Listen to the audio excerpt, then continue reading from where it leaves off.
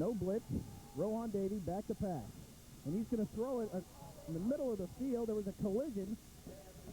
Terrence West and Robert Claude Stewart seemed to run into each other, but that ball well overthrown. No flag, good call. Well, yeah, it was. And Plantation, we've seen him. It looks like he's checking off at the line of scrimmage. Plantation's trying to disguise a few things. Walked up all three linebackers. At that time, it wasn't any disguise. They're bringing all three. So Rohan Davies did a pretty good job of getting out. He had good pressure coming on. Stood right there and didn't worry about it. Put the ball up in the air, threw it long, knowing that if the kid doesn't catch it, it's going to be incomplete, no harm done.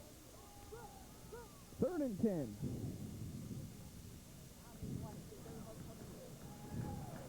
This time it's going to be a pitch to Armstrong, and Armstrong puts the ball on the ground. He's going to be able to recover it, but that'll be a loss of 4 and bring up 4th down. Well, I'll tell you what, that's the only real miscue we've seen, and it's a good thing that ball was pitched just a little bit. Watch this. If you can pick it up, you'll see him coming. He pitches real quick right here. That's number 55 coming in. Jordan, he puts pressure on the quarterback. The pitch was off just a little bit. I'll tell you what, it's a good thing because the wide receiver had sealed down. There wasn't anybody there. That was going to be a 15 or 20-yard gain or more if that pitch was completed. So Manga stands at his own 41-yard line. He gets off a kick, angling it towards the sideline, and it will take a beautiful bounce, and the ball will be knocked down at the 7-yard line. So Plantation once again starts deep in their own territory. Well, I tell you what, that was a pretty nice punt. Punted it into the boundary. Wasn't going to allow any run back. Gets it down on the 5-yard line, I think. Outstanding job. Let's take a look at the Hialeah Miami Lakes defense. Up front for them, they play a 4-4. Keith Cowens, James Dumeril, Louis Gashelin, and Jogli Quintanilla. How about that, Coach, huh? I know you're not going to be naming any of them tonight. You know I have a hard time with some of these names. The linebackers, Jermaine Francis, Barrett Gray, Cedric McBride, and Josh Reich. We'll get to the secondary in just a second. Sandiford gets the ball, falls ahead for 2. That'll bring up 2nd and 8. The corners tonight for the Trojans, James Powell and Jimmy Smith, and the free safety will be number 83, Tim Brooks. Well, I think one of the problems we're having right now, or that Plantation is having right now, is just what you and I talked about earlier. This line, and we'll come back to it in a minute, is shifting up and down. And I think that's confusing the offensive front a little bit on their blocking assignment. Well, Sandiford comes out. Harold Walden now in the backfield. And Walden will be the ball carrier, and he will be brought down by number 85, or excuse me, I believe it's number 95, Louis Gashlin. Well, Gashlin did a good job that time, and I tell you what, the key play, I believe, was number 29, and 29 as Francis came up and covered, went to the outside, made the back turn inside, and that gave Gashlin a chance to come in on the tackle. But, again, this front of Hialeah, they're switching once the line gets set. They're setting in one position. They're switching down, either going to head up, going to the gap, going to shade. And I believe that's got a little confusion on this Plantation front as to where their blocking assignments are. I don't think Ryan Snyder at this point in time is checking off or is having the time to check off. Well, now Ryan Snyder, obviously upset with his receiver, Kevin Beard, calls the timeout. John, I'm not so sure that he's really upset with Kevin Beard. He's upset because Beard wasn't there, but I tell you what, I think what's happening right here is you got a 3rd down, and he knows he's got the opportunity to pick it up with a 3rd and 3. But the biggest thing is I think this frustration we're seeing right now with Snyder because he's not able to get something going here real quick and real early. Let's take a look at this one more time, Coach. Well, there, in fact, you see Ryan Snyder's dad in the huddle there, Carl Snyder, who's the offensive coordinator, has done a great job of this. But here you'll see he's trying to get his offense set, and he's got Beard. He's got a little confusion in the backfield as to where everybody's going. He's trying to hurry him up out there, and that's what you want to see a quarterback doing. You got to remember something. This kid's only a sophomore. And I tell you what, he takes command of that, and he's really, the kids respect him. He knows what he's doing, and he's putting them out there. But I think that's a little frustration, too. Very smart move by his part, though. On a 3rd and 3, he doesn't go ahead and try to run the play and get a 5-yard penalty for a delay of game and end up in a 3rd and 8, 3rd and long type situation. So, good call, smart heads-up call, but going ahead with the timeout. The officials for tonight's game have been selected by the FHSAA and are all members of the South Gulf Football Officials Association in Fort Myers. Tonight's referee is John McCrory, the umpire Tom Easley, our linesman, line judge Mike Mongovin, the back judge John Mantica, and the clock operator tonight will be James Clark. 3rd and 3. Walden in the backfield alongside Travis Madison. And the ball will be handed off to John Campbell. A little misdirection, and I believe it's going to be short of a first down.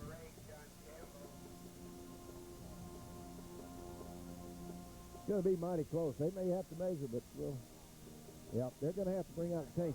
I'll tell you what, that play had everybody. I think I was watching number 7 coming out for Plantation. I thought he had the ball, and that's Walden. Walden looked like really carried out a nice fake and carried it out, drew a linebacker and a couple other guys over, but the right side of that Hialeah defense was able to stick in there. But this is going to be a critical call to Plantation right now, deep in their own area. Well, watch the reaction. And you can tell by the heads of Hialeah Miami Lakes that they have enough for the first down. So the Colonels get their second first down of the football game. Of course, the first one came on a penalty. I think the referee, John McCreary, that time had to pull his credit card out of his pocket and see if he could slip it down there and see if that was a first down. That looked mighty close, mighty tight.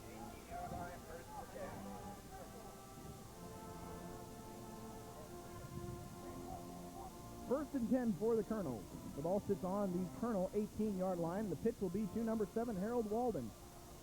And Walden trying to turn the corner, but eventually brought down by number 21, Jimmy Smith. I'll tell you what, Jimmy Smith made a nice job that time. And again, you got to look at McBride, that middle linebacker. Now, they're playing a 4-4 the way they're lined up right now. That middle linebacker, who's normally in that 4-3, McBride, he did an outstanding job. He's scraping across, taking pressure off on that inside shoulder, keeping that outside shoulder clean, and he's scraping off and getting out there. He's making things happen. He stretched that thing out to give help time to get there to make the tackle. So McBride right now in the middle of this Hialeah defense is doing an outstanding job and just playing real good, sound, smart football.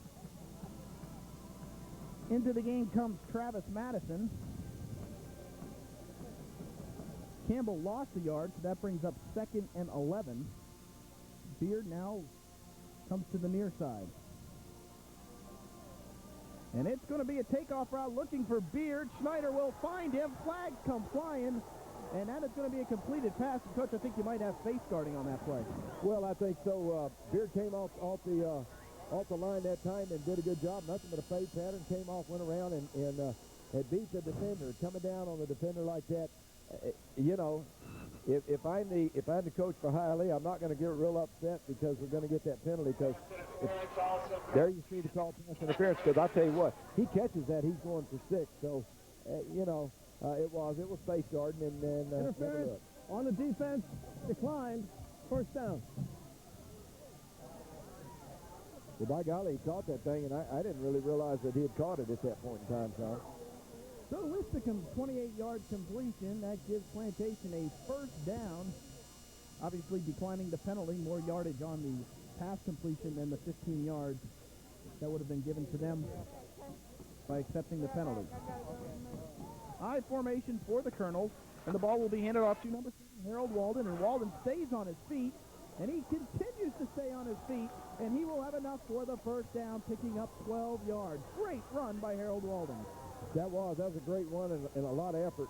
And Walden did a good job of charging on down. But I'll tell you what, you got to look in there at number 70. That's a big tackle there for Plantation. Ryan Golub, and I tell you, when you see it on the replay, watch number 70. Watch Golub come in there. He's going to continue to drive, and Walden's right in there with him. Watch this right here. Here's number 70. He's going to turn around. Walden looks like he's there. Look at number 70. He gets in there and goes ahead, and he helps him get 5 more yards. I tell you what, that's a great job by an offensive tackle getting downfield. Also illegal, but, you know, who's also illegal, that's right. Walden, the ball carrier, and he dives to the 32-yard line, very close to another Plantation first down. Well, right now they're going to Walden. They've got something working, and they see they're able to get something going off this right side. Walden's doing a good job. He's got quick feet, moving down, coming off that tackle position, making a little move on that linebacker. He's caught him one time in a little bit of a stunt there. And at that point in time, he's got big yardage. Here, I think we may have a replay coming up. Here you see Walden come right off tackle. 2 good blocks. Didn't get the block. I tell you what, shoestring tackle there, and otherwise Walden's got a little bit more yardage than what it looked like. Looked like linebacker Varick Gray from the Trojan defense was able to just snag a shoelace on Harold Walden.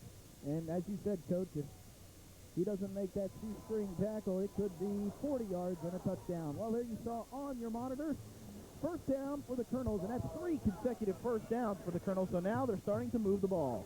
Well, the Colonels have got an offense going right now. They're running behind, they're running behind that big line. I said that's what the key's going to be, is that line being able to get out and give these backs some running room, and Walden's one of those backs we've seen all year that runs well. The ball now sits on the Trojans' 31-yard line, the deepest penetration for the Colonel offense. I formation. And the ball will be handed off to Harold Walden, and Walden cuts it inside for a pickup of 4, second down. Well, at this point in time, what we see is Plantation has settled down a little bit. They've settled down a little bit. That line now starting to fire off the ball. They've gotten the confusion and the jitters out of their system a little bit, and they're just doing what they've done well all year long. The offensive line, at this point, has taken control these last 3 or 4 plays, and they're giving these running backs the opportunity to pick up some yardage. 2:09 remains here in the first quarter of play of this 6A quarterfinal contest. Well, I guess technically it's the 6A Southern Regional semifinal, but in actuality it's a quarterfinal contest. Next week's the state semis and then the state final. Here we go, 2nd and 6 for the Colonels. Beard in motion. And guess who gets it? Kevin Beard. Big Beard doing his best impression of a backboard. Picks up the fumble, and he's going to lose about 12 yards. And that puts the Colonels in a very precarious situation. Well, it sure does. A little bit of surprise here running this reverse this early in the game like that, but looked like the handoff was there. Beard just couldn't get a handle on it. Looked like Snyder put it in there. Very fortunate at that point in time. Beard kind of turned around and nonchalantly picked that ball up. Hey, there were some big guys busting through coming in. I think when he turned back around, he had a little surprise in store for him. One of the things that we talked to the Hialeah Miami Lakes coaches about when they were talking about Plantation was the fact that they don't make any mistakes. Well, there we saw one. Well, you're right, and that's what they said on the field when we were talking with them. They had seen, I think, teams exchanged 3 or 4 films, and they had scouted them also, and that's the comment they made. They said, hey, in the games we saw them, they did everything basically fundamental, no mistakes. Big mistake right there. Now you're sitting here at a third in, what do we got? 18, 17, 18, third and 18. Big difference in the play calling. Now look where the ball's spotted. The ball's spotted now at about the 37-yard line versus being up. So that's a big loss at this point in time. And if you were thinking it's a big play because it takes Plantation out of field goal range, Intriago is not one of the better kickers in the county. He does a fine job on extra points, but as far as distance, he would not be something that Plantation really would want to depend on. So they really didn't take themselves out of field goal range. Obviously, however, down 7-0, they were moving the ball quite successfully. They weren't really attacking through the air. They were attacking with Walden. Now they might have to go back to the air. Well, they really weren't. This puts in a different play call because now you're sitting with a third down. There aren't a whole lot of running plays that you got designed that are going to pick up 3rd and 17. So chances are they are going to have to go to the air. Snyder's going to have to be on the mark because they're going to have to put something out here. Roy Artiega lined up at tailback for a second. Now he goes out to the slot position.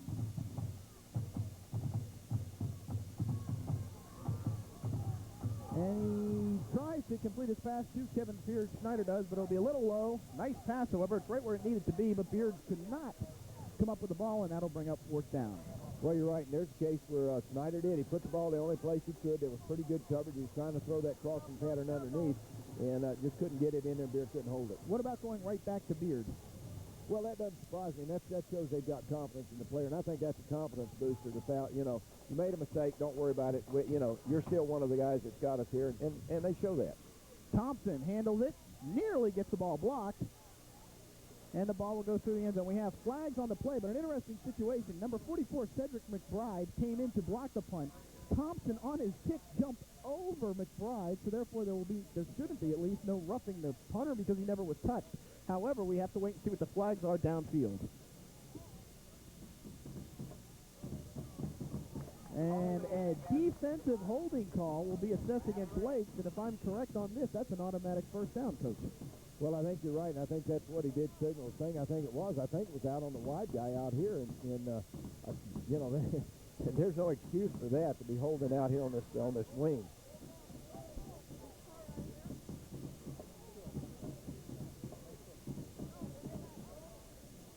Well, now the officials, the line judge comes now to the sideline talking to head coach Frank Hepler, and it'll be a decision. Do you accept the penalty, which is apparently not a first down? That would be a no-brainer to accept, or do you just take the kick, which was nearly blocked, and give Lakes the ball on the 20-yard line. Well, I've got to see. We're going to have to watch and see what they've, well, it's from the spot of the foul. And Holding on the defense during a loose ball, still 4th down. Well, here you got something different now. Now you're sitting here with a 4th and 7, so no penalty on the kicker. A lot of people thought it might have been on the kicker, and there's no penalty on the kicker. So you've got a 4th down play, 4th and looks like 7 or either 8. So chances are at this point in time, they're not going to punt the ball at this time. They're not going to go for the field goal because they don't have the kicker. So 4th and 7, it's not an automatic 4th down, so they take it, and they're going to take their cracks at picking up a 1st down. Schneider, back to pass across the middle. Wide open is tight end Dosey McBride, but McBride has a brain lock in the middle of the field, coach. He was wide open. The pass was right there. A little bit behind, but very catchable. Yeah, that should have been called. Here you see the replay right here. Schneider sets up. This is a play they don't run a whole lot. This is me, and you and I talked about this the other night. There you see McBride wide open. This is the play that we said. I said if you had a tight end that was 6 foot and you'd throw the ball to him 8 or 10 times a game, you'd probably win 3 or 4 games in a year, especially at the high school level, by utilizing the tight end.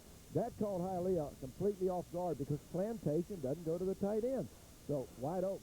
Big 1st down, possibly touchdown if the catch is made as it is. Hialeah's going to get the ball. It's eerie that last night in our meeting preparing for this football game, we talked about the tight ends and how they might very well be the most underutilized position on offense at the high school level. And you said if you ever came back to coaching, that would be one of the first things you would do is make sure that you would utilize the tight end more often. Well, that's a big play, and that was a good call that time. Just unfortunate for Plantation they weren't able to hold on to it. So the ball is handed off to Rashad Armstrong, and Armstrong does a great job of picking up 4 yards because he was hit 1 yard behind the line of scrimmage, but he's so small and so elusive, he seems to be able to shed tacklers and slide forward. Well, he does, and I think that time he was behind that right guard over there, and I think that's Maya for the Hialeah. And he got in behind him, and he was actually hit right at the line of scrimmage anyway, but was able to pick up 4 yards. He's a good running back. We saw that last night. He's explosive. He can get into that second level. Davey hands the ball off to Armstrong, and Armstrong breaks the tackle. Armstrong isn't up for the 1st down, has one man to beat, and what a great job by Andrew Burke hanging on for dear life. Brings down Armstrong, because if he doesn't, it's a touchdown. Well, I tell you what, Andrew Burke has done a good job this year. In the games we've done and the games we've seen, Andrew Burke has been called upon several times to make very, very tough tackles one-on-one in the open field to save it. Well, of course, that's the reason he's playing the corner. He's supposed to be able to do that. Here's the replay, though, but you got to look. Armstrong does a nice job. Breaks through. Looked like he had a tackle made. Broke 2 tackles. He's a little guy. Armstrong's not big. He's got great peripheral vision. He's got good balance. He just turns it down, and I tell you what, if he gets anywhere outside, it's going to be a foot race. Well, we have reached the end of the first quarter of play in this 6A playoff game. The score stands 7-0. Hialeah Miami Lakes in the lead. We'll take a break and be right back with the second quarter.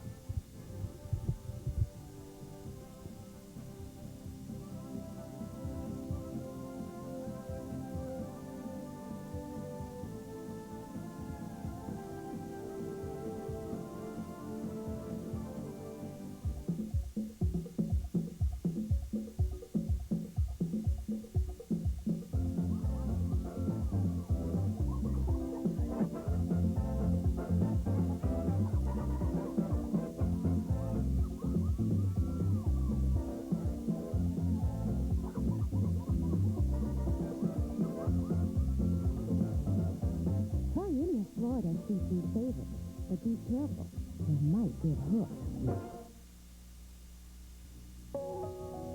As a songwriter, I have the freedom to express my opinions with words and music. That's a right we all share as Americans. The freedom to believe as we choose. The right to speak out on the things we care about.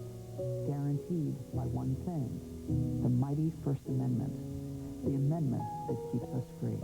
For a free guide to your First Amendment right, call 1-800-815-5335. Well, welcome back to the second quarter. Didn't miss much except the Richard Murray 46-yard touchdown run. And I tell you what, that was up 13-0. I tell you what, that was unbelievable play, though. It came out of a little bit of a reverse there, and it caught Plantation flat-footed. It caught them all going over to one side of the ball, and I tell you what, kind of caught me by surprise, too. And here you see the replay. Watch this where you're catching it right here on kind of on the tail end. But he's come off the left side, cut back, got a couple of seal blocks down the field, and I tell you what, got a pretty good block there on Burke, and that's what spun him loose for going into the touchdown. But just a beautiful run that time. So Manga comes out to handle the extra point duties. And the kick is up, and it is good. So Lake takes a 14-0 lead. And, Coach, one of the things I noticed, I was pointing to you on the monitor, was number 86, Terrence West, the wide receiver, looked like he was coming up to make a block in the back, a clip, and he held up at the last second.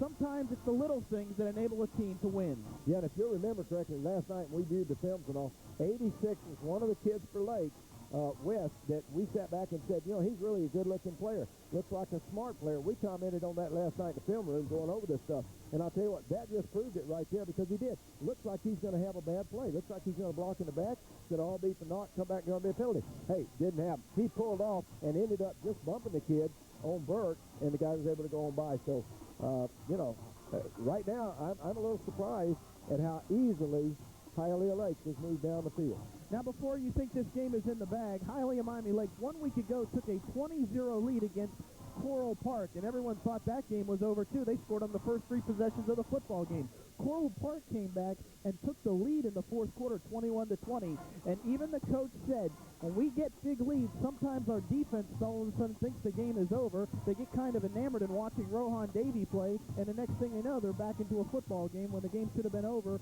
maybe at the half. Well, and we've seen Plantation play all year, too, and it's not over till it's over and the last whistle blows. So I'll tell you what, they've been in some tight games, and they've come out victorious. They've had a remarkable last 2 seasons. So Manga comes out, and he will kick a low line drive, and it'll be handled by Andrew Burke. And Burke looking for the wedge, and he's going to get some nice blocks, and he needs to turn the corner, and he does. Burke staying on his feet, and he will be brought down by number 83, Tim Brooks. The ball is now positioned at the 37-yard line, 1st and 10 for the Colonels. Well, I tell you what, that was an outstanding run by Brooks, and we had a little altercation down here. The official did a real good job. I believe it was 21-9. I didn't catch the names. We'll look at it in a minute. Kind of got into a little shoving match, but I'll tell you what, the official stepped in. Here you'll see it right at the very end probably. Watch Burke gets on the sideline, makes a move. You got a lot of people coming over at this point in time. A couple of missed tackles. Burke just did a good job getting on past and picking up the extra yardage. But very smart. The official jumped in, separated them. Probably let them know at that point, hey, guys, one of you guys has got to play next week. You get kicked out of the game, you're done. You're not there next week. Nobody wants to sit that next game in semifinal. So the ball is immediately handed to the upback, John Campbell, and Campbell will be lucky to get back to the line of scrimmage. Pretty good defensive play that time, and it looked like it was the middle guy out there, number 85 or either 95. I believe that was 95. And he's been pretty instrumental. Again, last night looking at him, we thought he's a pretty good, solid ball player. Comes off the ball real fast and was able to get in there and make a stand. Gain of 2 for John Campbell. Apparently he was just able to slide forward. And now there seems to be a situation on the sideline with Hialeah Miami Lakes number 7, their linebacker, Varick Gray. He jogged off the field, apparently a equipment problem. Well, it did look like that, and watching over on the sideline, it looks like they were looking at his right leg, whether he's wearing a brace or something that might need to be wrapped or taped. I don't know, but it does look like they're looking at the right leg. It doesn't look like an injury. It does look like it's an equipment problem. Might have ripped his pads or something, but they do look like they're working on equipment on his right leg. So you see Artavius Williams, number 18, comes into the ball game until Gray can get his situation fixed. It looks like they're working on his pants, apparently. Well, they may have ripped them, and it looks like they're working on that knee pad or either a knee brace in there. So just an equipment problem. So the quick stop and the completion will be made to number 81 of the Colonels, Rich Lauriston, and Lauriston turns it upfield. First down for the Colonels. Well, yeah, and a nice call that time. Number 8 came flying up. John Campbell, the defensive back for Lake, came up strong, missed the tackle at that point in time, and you'll see it here on the replay coming up. They're able to pick up about 8 more yards after this. Snyder puts the ball up high, going over that line, puts the ball up high. Nice catch there. Here you see number 8 coming in, puts his head behind him, misses it. Good job by the receiver. They're able to move the ball on down for about another 6 or 7 yards. 20-yard pickup for the Colonels. 1st and 10. The ball now sits on the 44-yard line of the Trojans. High formation. Campbell and Sandiford in the backfield. And Sandiford will be the ball carrier. He'll fall forward for 3 yards, brings up 2nd and 7. John, I made a mistake a minute ago. I said Campbell was the defensive back. That's on the other team, so I had missed that, and my apologies, but that was James Powell, number 8. James probably wishes I wouldn't go back and correct that, but he was the one that missed that coverage that time.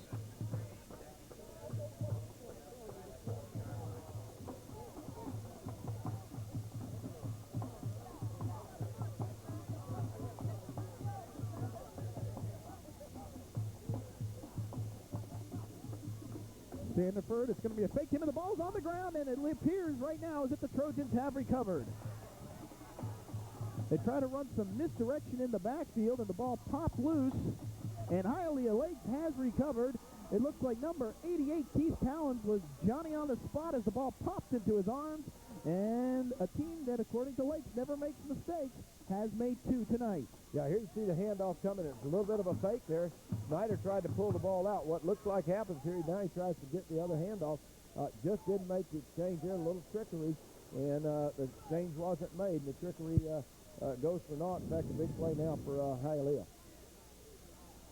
So Rohan Davey comes out with 9:52 remaining here in the first half. In motion goes Richard Murray. Here comes the blitz.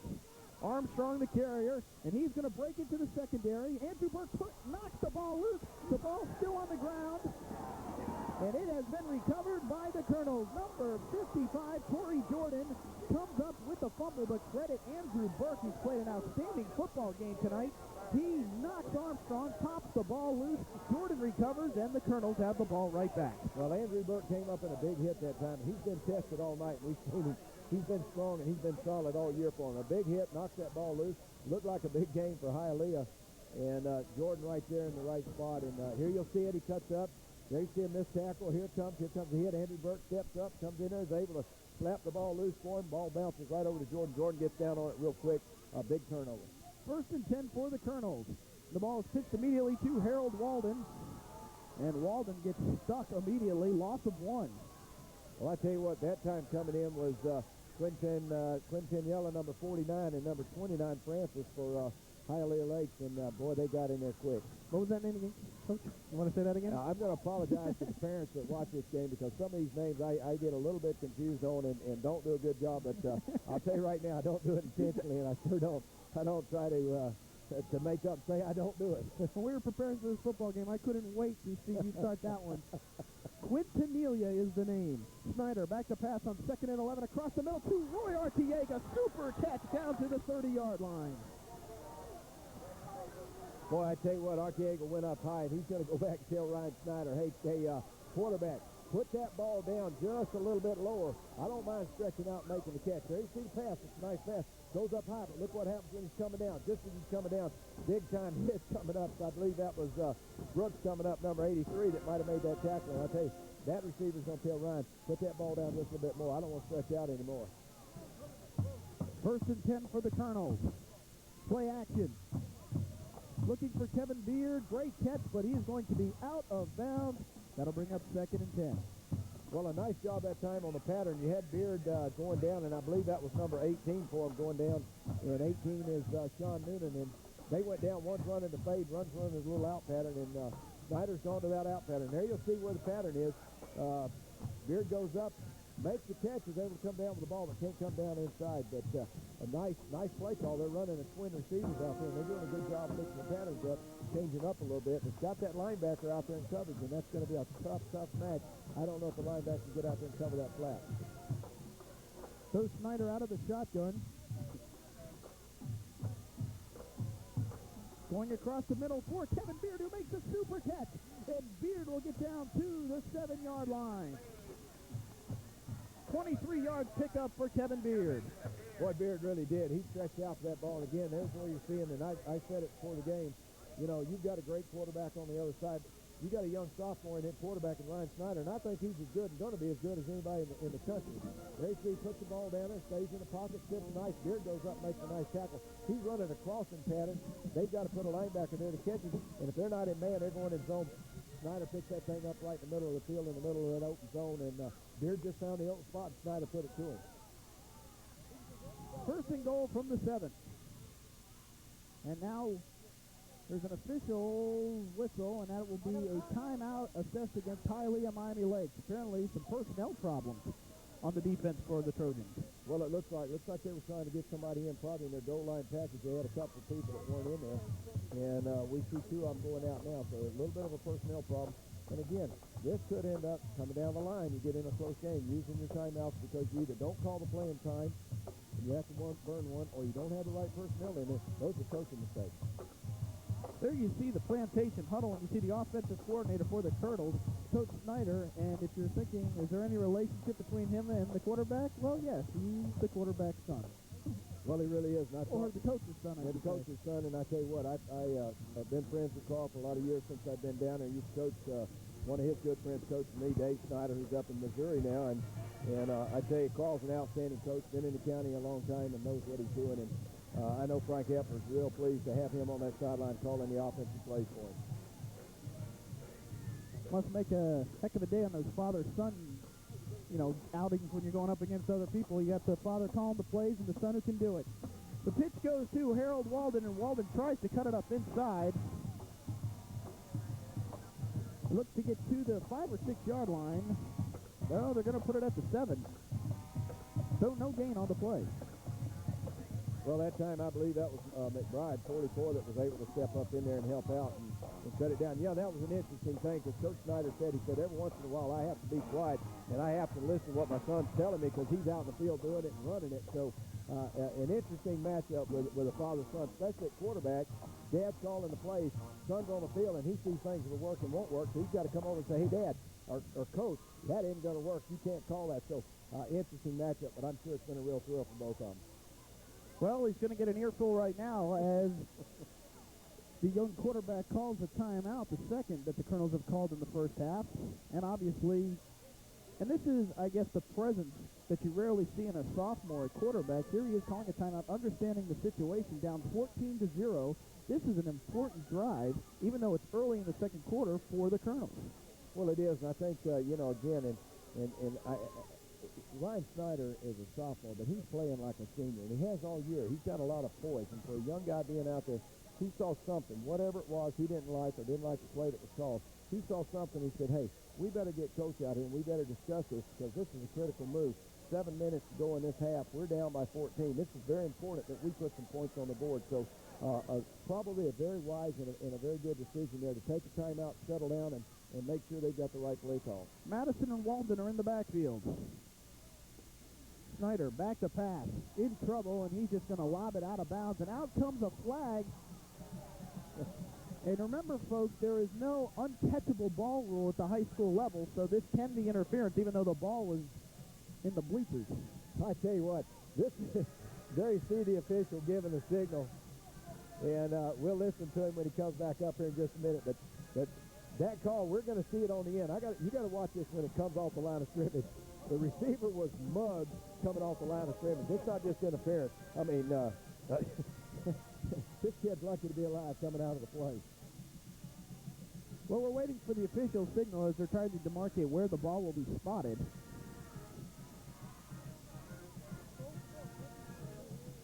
There's holding on the defense during a loose ball. Still second down.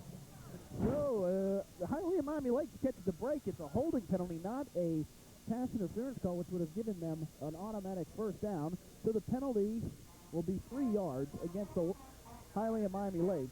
I tell you, Lawrence had a hard time even getting off the line of scrimmage because 3 guys were on him, holding him in. Here comes the stack eye. Standiford, the ball carrier, and he flips into the end zone. Touchdown, Colonels.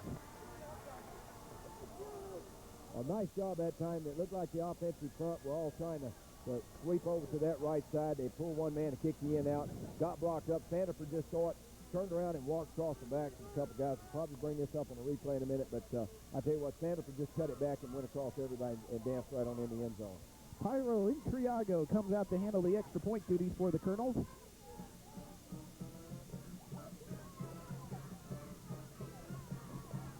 The snap is down, and it is blocked. In comes number 29, Jermaine Francis. And, Coach, that's another thing that you're not surprised by.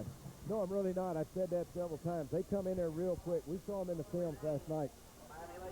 And Hialeah comes in real quick. I believe we're going to go back and catch the replay coming up. This is a touchdown run. You'll see center. Looks like he's going off to the right-hand side. Watch him cut back. He's going to jump right across everybody. Look at this. Goes right across the whole line. Dances on in the end zone. Great job by Santa Fe.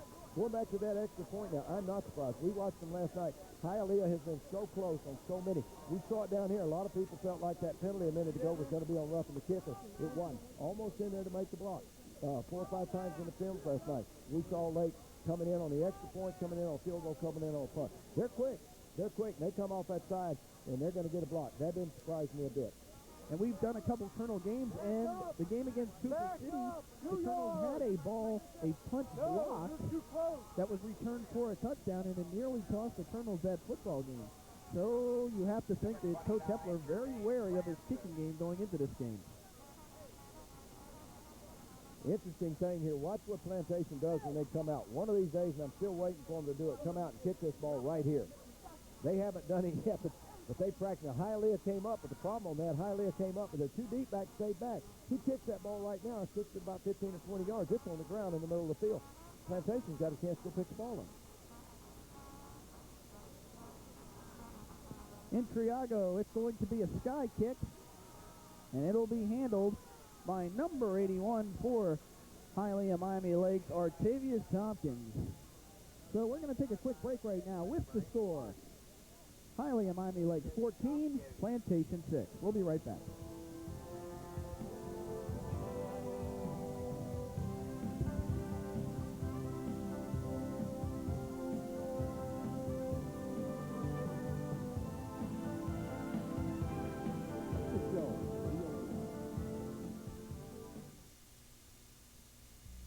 The headlines are out. Kathy Rollins of the show Headliners is a huge success. All the local celebrities are spotlighted each and every week. From past fame to soon-to-be famous, Kathy Rollins gets to the heart of each guest. Headliners is television with a personal touch. Finally, a show for and about people in South Florida. Every Monday evening at 7:30, only on Channel 19. Safety First, an informative new program on Continental Cablevision's Channel 19, designed to keep you informed on important safety issues in our everyday lives. Find out from the experts what safety measures you can take regarding your home, children, automobile, personal safety, hurricane preparation, and much, much more. Safety First, every Friday night at 8, right here on Continental Cablevision's Channel 19.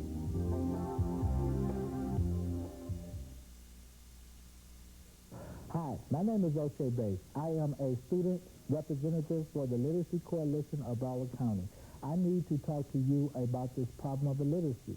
There are over 100,000 adults in Broward County who cannot read a newspaper or fill out a job application. But it's never too late to learn. How do I know? Because I'm being tutored myself. If you need help, call now. All calls are confidential. And welcome back. We're in the middle of the second quarter. Hialeah Miami Lakes is a 2nd and 10 on the Plantation 45-yard line. And it's going to be a pitch this time to Armstrong, and Armstrong puts the ball on the ground. He's going to be able to recover, but not after he loses 13 yards. John, this is 2 times they've run this little quick pitch. I'm not real sure what the problem is here.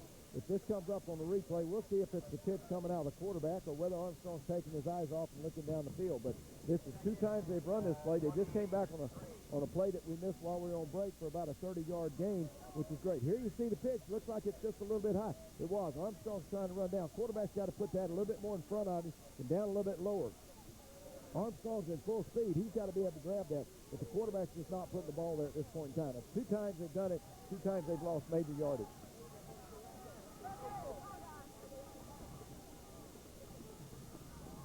And the ball will be handed off to Armstrong, a draw play. That'll pick up 2 yards, and that'll bring up 4th down and 20. Well, I don't remember too many times that we've watched anybody run that draw against Plantation where it's worked real well. I think Cooper City, I believe, was the one that ran the screenplay against them a couple times real well for big yardage, but that draw doesn't normally work with the linebackers that you've got in there with Dwight Perkins and Solalis and Keith Haver. That just doesn't work. Those guys are pretty smart and pretty quick. So Manga gets the punt off, but whistles come flying from everywhere.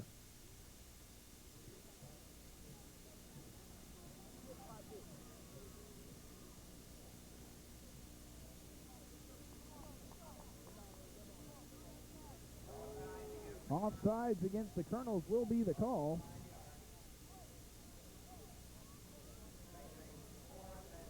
And they will mark off 5 yards, still well short of a first down. They're not even back to the original line of scrimmage. Encroachment on the defense, still 4th down. And that is only the second penalty assessed against the Colonels in this game for 20 yards. So we have 4th and 16 right now. Manga now stands on his own 34-yard line. Back to receive the kick will be Kevin Beard. And another super kick from Manga. And Beard decides to take it at his own 2-yard line. And he is going to be knocked out of bounds at the 14-yard line, and you really have to question that decision. Well, I tell you what, you see this at high school, you see it in the pros too. Beard's out there on about the 10 to 15-yard line, and I think once he started drifting back, and I believe we got a flag on the far side, but once he started drifting back, he didn't really know where he was. Beard's too smart a ball player to field that ball at the 2-yard line. He would have let it go in. He just couldn't find where his location was, and consequently that's a big mistake. We'll see what this penalty is. That may they may get a little reprieve here. So it'll be a low block assessed against Hialeah Miami Lakes. Or excuse me, against Plantation, and initially signaled against Hialeah Miami Lakes. Well, they did, and I was going to say they are going to get a little bit of a break here, but as it stands right now, I don't know. This is going to be a whole different call now.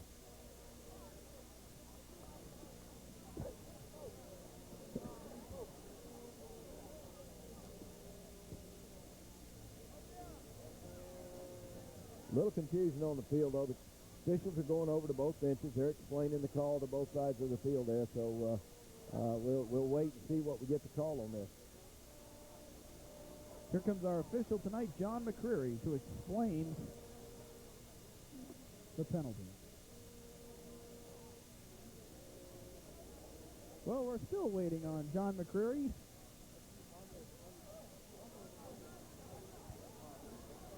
There is blocking below the waist on the return while the ball was loose. Still 4th down. So it's 4th down. It's a 15-yard penalty, and that brings up 4th and 2. Very odd situation. We'll have to send our official to acting school to know when the camera's on him as well. 4th and 2, and Lakes is going to come out and go for it. And Armstrong will be the ball carrier, and he's going to be brought down by Claude Stewart. Loss of 2. I tell you what, Claude Stewart came in that time from the corner position, or free safety, I'm sorry. He's considered a free safety, came up on that play and made a tremendous tackle. That play looked like when it first developed or first started, it looked like Armstrong was going to break outside for big. But I tell you what a play by Stewart. Stewart comes up and cuts that down. And what a big turnover now. The penalty comes up, goes against Plantation. Looks like Hialeah's going to be back in, or Plantation's going to be on the 2-yard line. Now look where we are. Almost the 40-yard line. Big turnaround, big change of events for Plantation. Plenty of time remaining here in the first half, 4 minutes and 55 seconds. The ball is immediately handed off to number 9, O'Neal Sandiford. The whistle was blown at the line of scrimmage, so it'll be no gain for Sandiford. Well, I tell you what, these running backs on both sides tonight are running awfully hard. We're getting a good show here with Armstrong, with Sandiford, with Walden, all these backs. I tell you, the running backs are probably running as hard as we've seen run all year. The Colonels come into this game with a record of 12-1. Their only loss was in the annual Mayor's Cup game against South Plantation, a shocker in its own right. They come into this game as the champions of District 12 as they went undefeated in district play. Snyder back to pass on 2nd and 10, and he's going to throw it, and it will be incomplete to Kevin Beard. They looked to have it in his hands. He bobbled it and then was unable to hang on. Well, Beard ran a little out pattern that time and looked like Snyder put the ball. I couldn't see whether it was just underthrown just a little bit. We'll see. But the impressive thing is Snyder's not being pressured. He's not getting rushed. He's having plenty of time back in the pocket. There you see nothing wrong with the pass. Nice pass going right down there, right in the breadbasket. Beard just couldn't get a handle on it to tuck it in. So I tell you what, but again, they're going back to what we said early in the night. At this point in time, the offensive front, they're giving Snyder the opportunity and the time to throw, and he's putting the ball where he has to. Snyder's line tonight is 4 for 9, but that's a little bit misleading as he's had at least 3 drops in this football game to wide open receivers. 3rd and 10, blitz from Miami Lakes. Snyder steps up in the pocket, and he throws an interception. Number 83, Tim Brooks has the ball, and he's running down the sideline. Brooks cuts it inside. Only one man can beat him. Forget about it. Touchdown, Hialeah, Miami Lakes. 56-yard interception return. Boy, I tell you what, we've done that twice this year. We've made a compliment like that and said something, and it's turned right around with the interception. So we're going to have to quit saying things like that. But I tell you, the ball was just thrown. Snyder did a good job. He's got pressure coming on. We'll see from the replay. He's got pressure coming on. Looks like a sack. Gets a little bit of a block. Steps up and avoids it. Puts the ball up in the air, but just a little bit underthrown. The receiver's still looking down the field, and he's already gone. Not able to help him back and come back after the ball. So Brooks did a good job stepping up underneath, and then it's a foot race. Nice move right here. Was able to fake. I believe it was Snyder that was faked out. Tucks in behind his blockers. Dances right on in for another 6 points. Well, make it a 60-yard interception return for Tim Brooks. Now the score sits at 20-6. Hialeah, Miami Lakes in the lead. Manga comes out to handle the extra points. It is up, and it is good. And what a turnaround we have just had. Well, it really was, John, and you go back and you wonder what really happened. You've got a punt. Looks like it's almost blocked. Then it's called back with a penalty. Then you're on the 2. Then it's turned around. It's 3. I tell you what, unbelievable. First time tonight, however, we've seen Hialeah, Miami Lakes get pressure on Snyder. Well, it really is. He's taken a couple of hits tonight, but he didn't really have pressure. That time he got pressure, and when he got pressure, he stepped up in the pocket, turned a little sideways, and put the ball up in the air. Don't know for sure if he was able to get everything on the ball and get it down the field because a little bit underthrown. The receiver had the defender beat, and looked like if Snyder's able to lay that ball up there, might have been a big score. But what a turnaround, and just really only 2 plays that come off in that period of time with all that happening, and ends up with 7 points for Hialeah.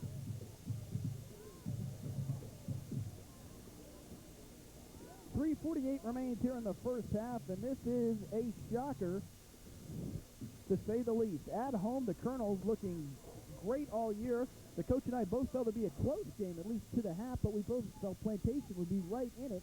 21-6 is our score. That's not to say the Plantation cannot come back. Lakes has given up leads this season, so the Colonels are not out of it by any stretch of the imagination, and we know that they won't give up. But the fact, being down by 15 points in the first half is a shocker. Well, it is, but I tell you, there have been some mistakes made, and they know it. And when they go in at halftime, they're going to talk about the mistakes that Hialeah has made, and they're going to try to capitalize on it. So we've seen Plantation. We got a whole half, plus we've still got 4 minutes to go in this half. So this game's a long, long way from being over. So Manga kicks the ball off, and it's going to be dropped by number 2, Burke, and he picks it up and then is going to get stuck by number 2, Rashad Armstrong. And now the ball sits at the 15-yard line, and out come the flags. And we might have a steering call, I believe. Well, I think we do. I think the second man coming in, I think Armstrong did a pretty good job getting in and making the tackle. We'll look and see. Here's the call. Personal foul assessed against Hialeah, Miami Lakes. Well, I don't know for sure if we got this on the replay or not, but I tell you what, I believe it was the second man that came in, and I believe you're right. I believe you did have a steering call. We'll listen to the official after they mark this off. But nice tackle by Armstrong, the running back for Hialeah. Dead ball, personal foul on the 16. First down. Well, I think you're right. I think it was steering on that second play, but we'll see. I believe here comes the replay. Here you see, bobble the ball, cuts up, can't get in behind. Armstrong does a good job. Watch Armstrong come in, makes a good hit. Now's where the penalty. Darius comes in the penalty. He led with the helmet, I think. Led with the helmet, and you're probably right. That's probably the difference. Good call by the official. So Standiford, the ball carrier, and he's going to pick up 2 yards, but I think we might have a face mask that'll tack on at least 15 more.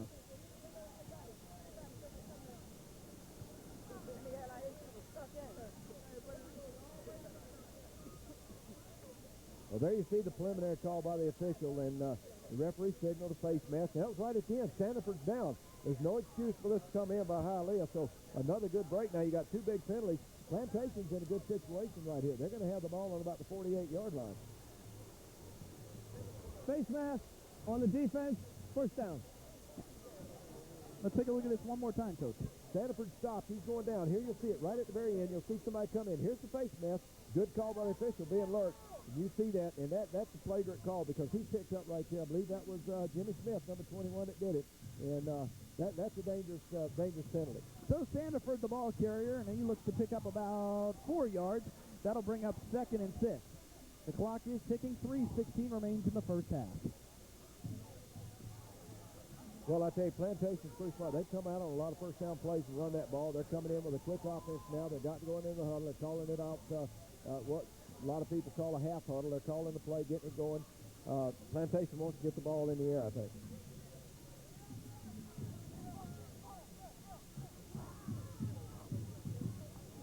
It's going to be a stop pattern looking for Roy Artiega. Incomplete. That'll bring up 3rd and 6. You know, Sean, we saw this last night. I don't know. This wasn't an exciting play, but we could see it if we did have the replay. But I tell you what, I thought the tight end was set to this side and that the wide receiver was up on the line, too. I was looking at that formation. That looked like an illegal formation to me. Obviously, the officials down there, they see it, and I've got to be wrong on it. But I saw that a couple times last night. And I don't know how you can do that and get by with it.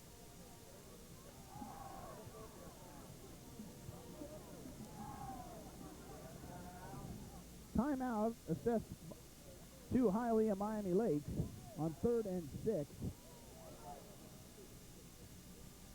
Well, Miami Lakes, they don't want to give up a big play right now, and Plantation is running out of a huddle. No huddle this time. They're calling the play in kind of a half huddle, giving the signals. Everybody's getting lined up. I don't think Miami Lakes is ready for that. Their guys were having trouble covering receivers. You had trips to that side that time. You had a wide receiver over here, so they didn't have the right personnel covering everybody. Smart timeout by Miami to go ahead and call the timeout, and otherwise you got a receiver running down the field that's free. But Plantation's doing a good job getting up to the ball right now and going without a huddle. 3rd and 6 is the situation. In talking to Coach Hepler, and I've been able to do that for the past couple of years by virtue of them always being ranked, and we've been able to do them on Continental Cablevision. One of his goals when he took over as coach was, first, let's win the district, get into the playoffs. Then once we get into the playoffs, let's build with a win each year in the playoffs. Last year they made it to the quarterfinals, which is this game.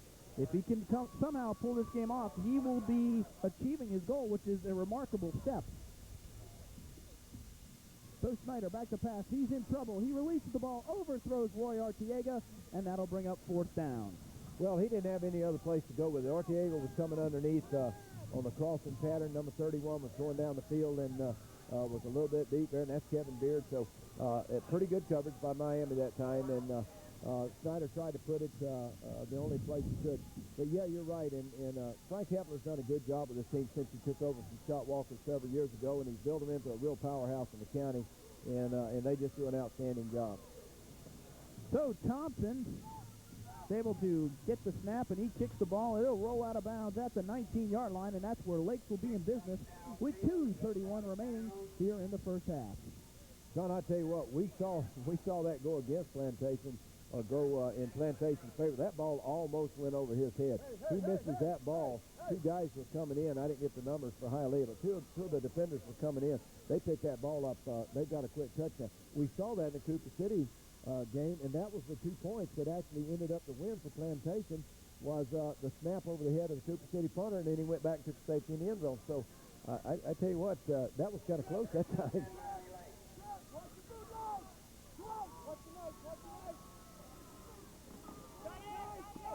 And they're going to try a little misdirection as they give the ball to number 22, Richard Murray. And Murray will look to pick up 2, and that'll bring up 2nd and 8.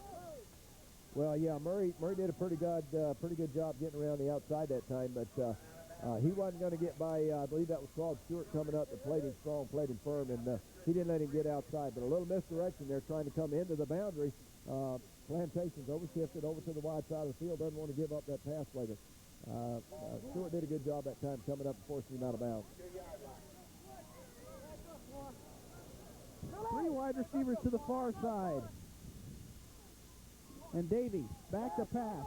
And he's going to throw incomplete. The intended receiver was number 81, Artavius Tompkins. Well, Tompkins didn't have a chance for the ball that time. He came down to the first-yard marker right on out of bounds, and quarterback had to throw the ball down. Pretty good coverage that time, and I think just underthrew and put it on the dirt. But here you see the replay coming up. The offensive front did a pretty good job that time of picking up. There you see the ball's a little bit underthrown. Opportunity to catch it, but a low ball. But they did a good job, the offensive front that time, of picking up because Dwight Perkins, number 44 for Plantation, was coming across hard. And he was followed in there by Fred Stirrup and I believe it was Reggie Wilson. So they did a good job picking those three guys up. 3rd and 8. Lakes needs to get to the 29 to get a first down. Davey on the keeper. He finally pitches it to Armstrong, and Armstrong once again puts it on the ground. And I believe the Colonels have recovered. Roberto McCalla, number 40, was the man that looked to get in there and get the ball, but now it's a wrestling match. And it is official. McCalla comes up with the football, and the Colonels recover the fumble and are in business. And that's the 3rd time Armstrong has had problem with the pitch. Well, it is, and that's Fred Stirrup that came in, I believe, their pitching one came across and made something happen. But here, watch the pitch right here. He settled down real good, but the pitch was behind him. And this is something we talked about early in the game. I said I thought if they ran that option, in all the games we've seen them play, they make the right decision on when to pitch and when not to pitch. But the 3 pitches we've seen tonight have been bad tosses to that running back. It's not the running back's fault. He couldn't get to the ball. So 3 times it's been a turnover, or 3 times it's been a ball on the ground. This time, minute and 59, almost 2 minutes to go. Big opportunity for Plantation on turnover. Well, the last time there was a fumble that the Colonels recovered, they were able to take it in for the touchdown. And immediately the ball's handled to Harold Walden, and Walden is going to be stuck at the line of scrimmage. That'll bring up 2nd and 10. Well, Walden tried to get up that time, and I believe that's number 94, James Dunnerule, that came in to make the tackle. He didn't make the tackle. He was able to get a hand on him, grab hold, and held on, and help was on the way and hold it for no gain, and lucky, actually, that they didn't lose the yard or 2. Remember, the Colonels only have 1 timeout remaining here in the first half. 2nd and 10 as Artiega now comes over to the slot position. Snyder looking to the corner. He's looking, and he has Roy Artiega, who comes down with a stupendous catch down to the 2-yard line. Boy, I tell you what, if we've got this on replay, this is an outstanding job. Snyder sat in the pocket. That offensive line did an outstanding job of giving him protection. Watch at the time he's got. Look like Snyder's looking around. Look, he's looking everywhere. There you see Snyder. He takes his time. He gives his time. This is tight coverage. Puts it right over in the only place he can put it, in between 2 defenders, 3 defenders. Great job. Ball goes up in the air. Looks like it's going to come down. Almost a touchdown. Just great concentration that time. I tell you, that's a super catch on the 2-yard line. Plantation's right in the thick of this. 1:11 remains here in the first half. 1st and goal from the 3. Sandiford, the ball carrier, dives into the end zone. Touchdown, Colonels. Well, that's what we just said just at 1 minute and 59 seconds to go. We sat there and looked at it and said, Plantation's got to make something happen. They come around, they try to pitch. Hialeah does. Turnover. Plantation with 3 plays now has got 7 points. They're right back in or 6 points, right back in the game, 21-12. Obviously going to go to 2, go for 2 at this point in time. They will go for 2 as they missed the extra point on their previous touchdown when they went for the extra point. The ball was blocked in by number 29, Jermaine Francis. So in order to get this game back on a touchdown basis, they will go for 2. John, I want you to look at this on the monitor. There you see Coach Snyder walking in. I mean, this is a playoff game. You're down 21-12 at this point in time. Timeout's been called. You got to make a decision. And I'm always impressed to watch this because he walks out there just as cool and calm and collect as he can be, just like he's got all day. Steps in the huddle, makes a play call, and then make it execute. Here you go, the replay. Here's the tackle. Watch Sandiford get up in the air. It's not there. He goes up in the air, goes across. We saw it on the first touchdown. He goes off the right tackle, cuts it back across the left, dances over the backs of 1 or 2. I tell you what, Plantation is well coached. They do an outstanding job, and these kids are playing with all they got. There you see Frank Kepler on the sideline, the head coach of Plantation High School. And again, you and I can see Coach Snyder walking off. Hey, he looks like he's on a Sunday stroll, doesn't he? No pressure at all. Making nice calls out there to his son, the quarterback. So 3 wide receivers to the far side for the Colonels. The only man in the backfield is John Campbell. And it's going to be a slant pattern, incomplete, no good. 21-12 is our score with 1:05 remaining here in the first half. And that makes the difference 9 points, so that means 2 scores for the Colonels in order to take the lead. Well, I tell you what, they've climbed back in this game, though, because the first 2 or 3 series that we watched Hialeah take the ball, I was a little surprised at how easily they came down and scored.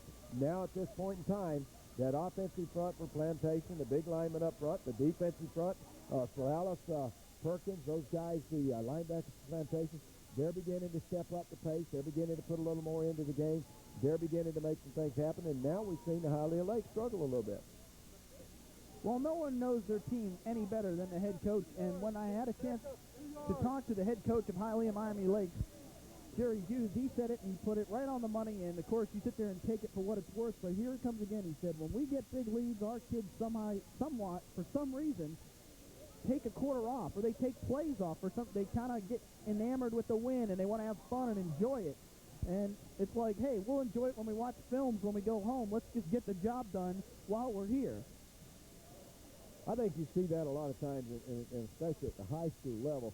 I think you see when a lead opens up real quick, the team feels like, hey, we got this one, everything's relaxed on the sidelines. All of a sudden, somebody climbs back in. It can be real tough taking that momentum back around. So Intriago hits a low line drive kick that'll be handled by number 2, Rashad Armstrong.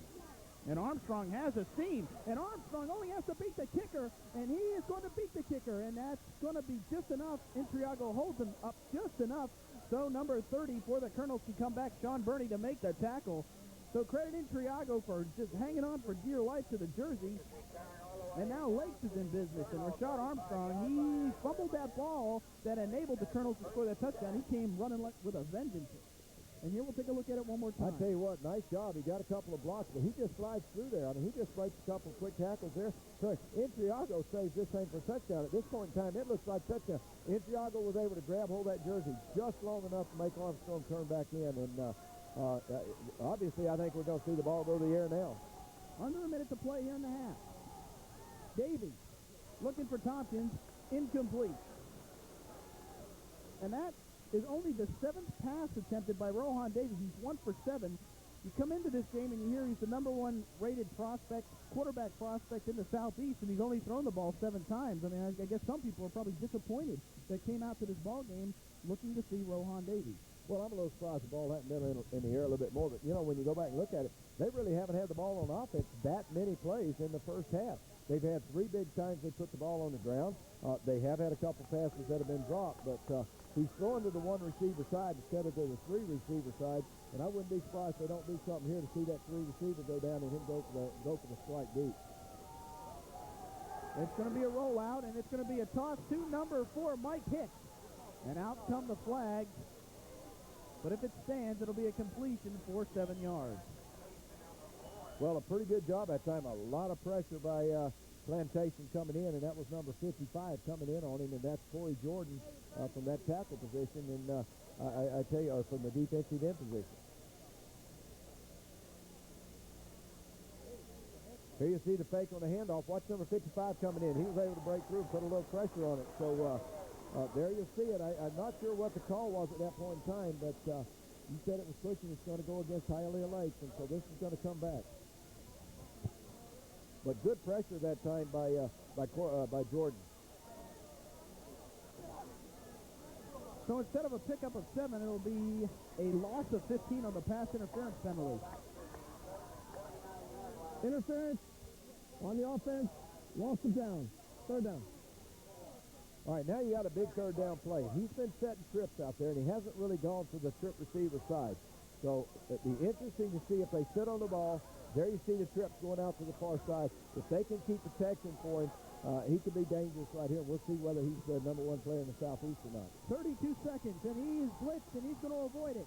And now he's going to throw it into the middle of the field, and it's nearly caught by number 22, Richard Murray, who was wide open in the middle of the field, but excellent pressure on the quarterback by number 30, Sean Burney. But there we saw this in the game film. Rowan Davies just doesn't go down. Well, he does. Here you're going to see the replay. Number 30 is going to come in. He does a good job, but I'll tell you what, Reggie Wilson and Corey Jordan are coming in. There's 30 on the blitz, coming from the strong safety blitz. Here comes 55. He got into traffic, got hit, didn't go down, still almost got the ball away, almost for a big gain. Manga comes out to handle the punt, and it's going to be a low kick, and it's going to take a bounce, and it's going to take a Lakes bounce. And Lakes will end up downing it at the 6-yard line. No flags on the play. And with under 10 seconds to play, this will probably be a kneel down and head into the half down by 9.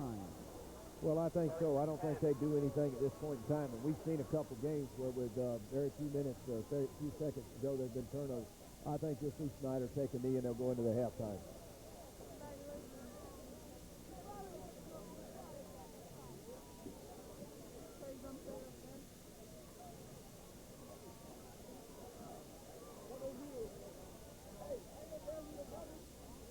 So the officials signal ball in play, and as you can see by the lineup from the Plantation Colonels, they're not going to go for the 95-yard bomb. And Snyder sits on a knee, and that'll be the final play of the first half. Coach, your assessment of the first half. Well, I'll tell you what, I was a little bit surprised when they started off. Miami Lakes goes down, scores real fast on 2 different possessions. I'm a little surprised they haven't gone to the air more, and I'm a little bit in shock at the bad exchange between the pitch on 2 pitches and one option play by the quarterback, who, again, and nothing against him, we've seen him, he's a great quarterback, but some big mistakes by the quarterback there on the pitches. On the other hand, I'm not surprised by Plantation coming out. A little sluggish to start with, a little jittered, but they've come out. We've seen them climb back in from 0 to 6. Now they've got 12, the offensive front, the defensive front, beginning to take control of the game and make things happen. Now Plantation is shutting down that offensive team over on Hialeah, and that's coming from the effort on the front 4, plays they're being called with a strong safety, free safety blitz, and along on the same line, those linebackers are starting to scrape off and make good tackles. Well, we have reached the half here in this Class 6A quarterfinal matchup, and there you see the score. The Hialeah Miami Lakes Trojans lead the Plantation Colonels 21-12. We'll take a break and be back with the second half.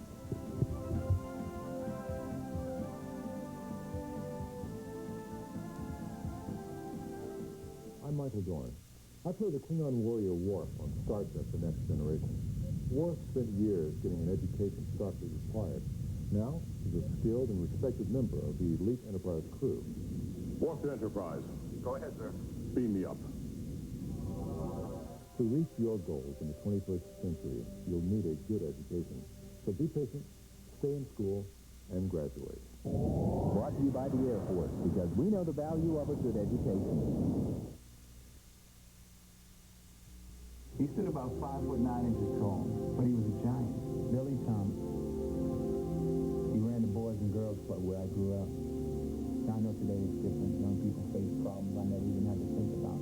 But that's why now we need the Boys and Girls Club. It's a positive place where thousands of people like Billy Thomas help young people succeed. Does it work? It did for me.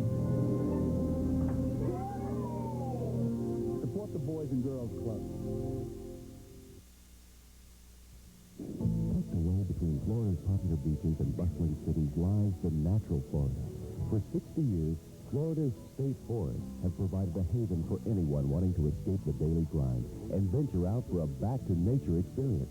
Pristine waterways and rustic trails meander through the 600,000 acres of Florida's 34 state forests. Ideal for wholesome family recreation. Enjoy the natural Florida. Come celebrate 60 years of Florida's state forest.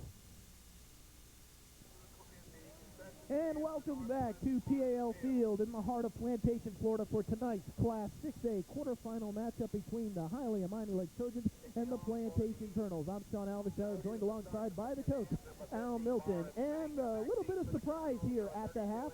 Hialeah Miami Lakes leads this one 21-12. Out to handle the kickoff through these 4 Hialeah Miami Lakes will be number 50, Boris Manga. Back to receive the kick will be number 32, Andrew Burke, who might very well be the player of the game to this point for the Colonels. And Manga, once again, this time it's a shorter kick, and it'll be handled by number 7, Harold Walden. And Walden, looking for a little room down the sideline, does a little dance, gets to the 35-yard line, and that's where the Colonels will begin their first offensive possession of the second half. Well, Walden did a good job that time of getting a little extra running room. Kickoff was kicked into the boundary over against the Hialeah bench, and Walden able to get up to give the Colonels a pretty good start position at about the 36-yard line. The offense is directed by Ryan Snyder, the sophomore quarterback for the Colonels. The wideouts tonight are Kevin Beard, and we go through some different ones on the other side. Fritz Lawrenston is also one of them. The first play is given to O'Neal Sandiford, who dives forward, looks to pick up about 5. Some of the backs tonight you'll be seeing here in the second half. Travis Madison, as you saw, O'Neal Sandiford, Harold Walden, and John Campbell. The tight end tonight, Doty McBride. Up front for the Colonels, Shapiro, Casiano, Luggery, Bovette, and Golan. 2nd and 5 for the Colonels. Well, a good first down pickup there of about 5 to 6 yards. So Colonel starting off on the first, at least on the first play, starting off, and that's the first time we've seen Sandiford really pick up good positive yardage. I formation.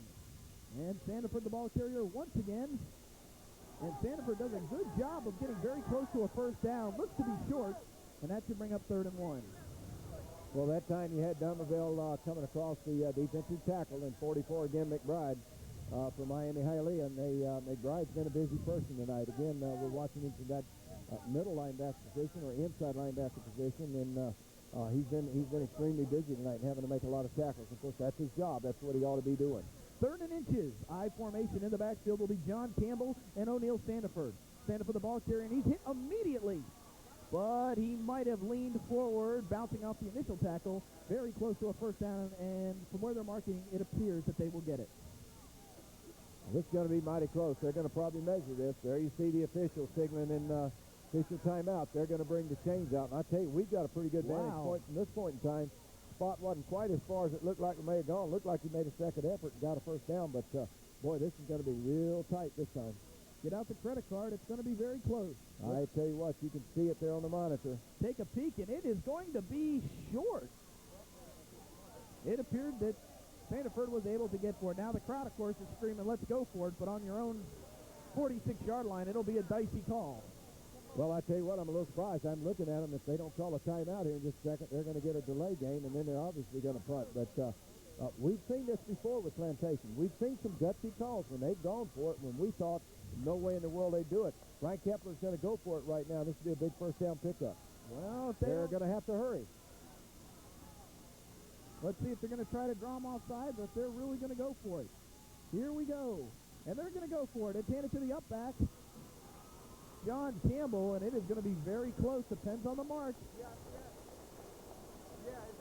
And I'll wait for this one. Last time I said he was able to get it. It's going to be very close. That's as far as I'll go for now. Well, again, it's going to depend on the spot. And, he easily got it. I'll bet you they don't even mark. Yep, there they go. Now they don't even bring the chains out. And go back to that last play there. I said they've got to hurry up. They're going to get a penalty. I forgot. They brought the chains out. So a good move of the coaching staff by Plantation to utilize that time while the chains went back over to the sideline to be set up. They had that additional time, so they weren't any pressure of getting a delay of the game. That is the 12th first down for the Colonels in this football game. Sandiford, the ball carrier. And he is going to fall forward and pick up 10. It should have enough for the first down. And you can see right off the back what the Colonels decided to do at the half. They were going to come with their big back, and they were going to start pounding between the tackles. Well, yeah, and again, you're going to see it on the replay here. I want you to look at number 71. Every time, that's Mark Shapiro. Every time you go down there and these ball carriers are tackled down the field, there's going to be a lineman out there. Shapiro, there's 65. 65 coming out there is... let's see, that's Fred. You go ahead and try that yeah. But the key on all this is the fact that when Plantation runs the ball, their offensive linemen are getting out to those linebackers and getting down the field, and they're leading the way, and that speaks well for that offensive line. There you see the signal by the official, about 2 inches short of the first down for a second, maybe an inch. It's pronounced Gilad Friedenreich. Well, to Mr. and Miss Friedenreich, I apologize for that, but your son did an outstanding job that time of getting down there and leading the blocking and getting that running back down. So, but Plantation has come out, like you say, they're going to the running game. They're attacking right up the middle. They're using that offensive line blocking, and they're being successful right now. Sandiford, the ball carrier, has more than enough for the first down. Looks to pick up about 8 yards. First down for the Colonels. Well, an interesting play call that time. If we got that on the replay coming up, we'll see it. I believe that was a little strap block, and he cut back over to the right side. Nice job that time of play calling and running. And here you'll see the replay coming up. Watch the play. Sandiford comes up, does a good job getting in. There you see 63, a little X block there. 63 kicks out. Sanford gets in behind him. A shield block, block down, fold block, whatever you want to call it, but a nice job. Sanford was able to pick up some yardage. Toss to the short side of the field that goes nowhere. Maybe a gain of 1. That'll bring up 2nd and 9. Now, we've seen Plantation come out before in the first series of a game, the first series of a half, and dominate offensively and take off 5, 6, 7 minutes off the clock with a good sustained drive. That's what they're doing right now. They're coming out, they're getting the ball in the hands of the running back. Sanford now is running like we've seen him run before. He's being successful at it, and that's coming off that big offensive line. Well, Sanford comes out obviously needing a breather, and the ball's going to be an end around to Kevin Beard, and Kevin Beard cuts it inside, gets down to the 35-yard line, gain of 2. Yeah, Beard was trying to get outside, just couldn't quite get outside. I believe that was 21, Jimmy Smith, that was able to jump outside there and turn him back inside. Coach, if you remember, that was a similar play that they ran to Kevin Beard when he lost 11 yards and took the Colonels out of maybe a drive that they were looking to score on. Well, he did, and that time they ran it. They didn't go quite as deep on the handoff. The one they ran before where they lost so much yardage, I believe, was a little bit deeper on the handoff, and Beard kind of bellied it back. This time Beard got the ball, turned it on hard, and was able to at least get back to the line of scrimmage. Here comes the blitz, and it's going to be a swing pass. It'll be incomplete. There's a lot of hustling and bustling for the ball, but that was a forward pass. The intended receiver was number 8, John Campbell, and he might have been able to pick up a first down. All the defensive linemen came in. He had a wall set up to the right side, Coach, but unable to hang on to the football. Well, again, and that was 44, I believe, McBride that got out there and covered it. Good, smart play. Setting the screen play. They let him come out. Beard swing. Everybody thinks it's loud. I'm sorry, it was number 88. That's Keith Callens coming in. Played that just perfect. He's one of the guys they released to come in. He saw the screen, went to the screen man. Thompson, the kicker, and he's going to blast this one. And it'll take a Lakes bounce and go into the end zone. So Lakes will come out to the 20. With a better punt, Plantation couldn't have really prescribed a better opening series. Take some time off the clock, get close, and pin Lakes deep. Hope the defense can come out 3 and out, and then give your Colonel offense a short field to work with. The 2 times they've had a short field to work with, they came away with touchdowns. Well, they really did. That punt just carried a little bit too deep and went in the end zone. But you know what? That ball hit the ground and almost stopped right on the 1-yard line. As it is, it stopped about 3 yards in. So they could have pinned Lakes really deep at that point in time. Thompson needs to put those square grooves on his foot to get that backspin going. I'll tell you what, he really does. Now, nice job that time of Plantation. That was number 55 that actually got in there on the hit. Armstrong was running it, but that was Corey Jordan that came in from the end position, stepped across the line of scrimmage, stepped back and straight down and made a nice tackle. So, to my unofficial standings, Rashad Armstrong has just carried the ball for the 10th time in this football game for 49 yards. However, his main contribution to this game, other than his 3-yard touchdown run, has been fumbling balls that have enabled the Colonels to put some points on the board. 2nd and 9. Armstrong, the ball carrier. And he cuts it back inside. He'll get down to the 31-yard line, and that'll be enough for a first down. Well, it was. He got a good block that time. Pulling out there was number 51. I believe that's Mike Leon for Miami Lakes, and got a good block that time and was able to cut back inside the block and pick up that extra yard. But Plantation now starting to do a few things, too. They're switching around on the line a little bit down there, and might be causing a little bit of confusion on that Hialeah front on the blocking assignment. But interesting call that time with Armstrong, and Armstrong has looked like he's been that one person away on several plays for making that big gain and making a big game breaker. Double tight ends in the game for Hialeah Miami Lakes. The ball's on the ground. And it appears as if Rohan Davey was able to slide back and get his hands on it and bring it back in. Lucky break for Lakes. Boy, it really was. I don't know what happened there. That was a quarterback-center exchange. Going back to what you said a minute ago, and you said the contribution to Armstrong was those fumbles.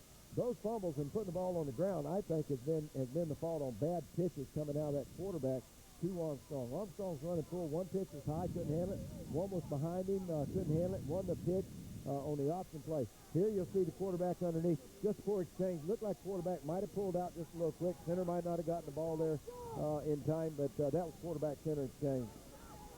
So Armstrong, the ball carrier, on the draw play. And Armstrong, with a burst of speed, picks up about 17 yards and a first down for the Trojans.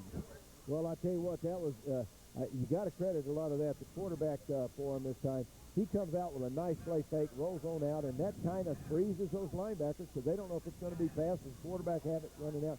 And Armstrong, I tell you what, he's got quick feet. He hits the line of scrimmage real fast. He came from the right side, cut it back across the center, tail of the center on the left side, and I tell you, you're having to make the corners and the free safety make the tackle on him now.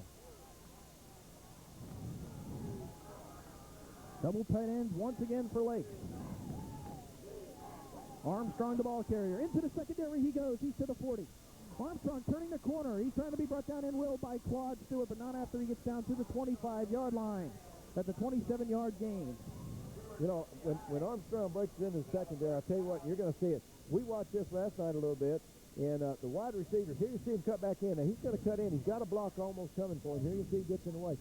Wide receiver couldn't quite get out there fast enough. Now, that's pretty exciting because you're sitting here looking at running back who's getting the ball deep in the backfield.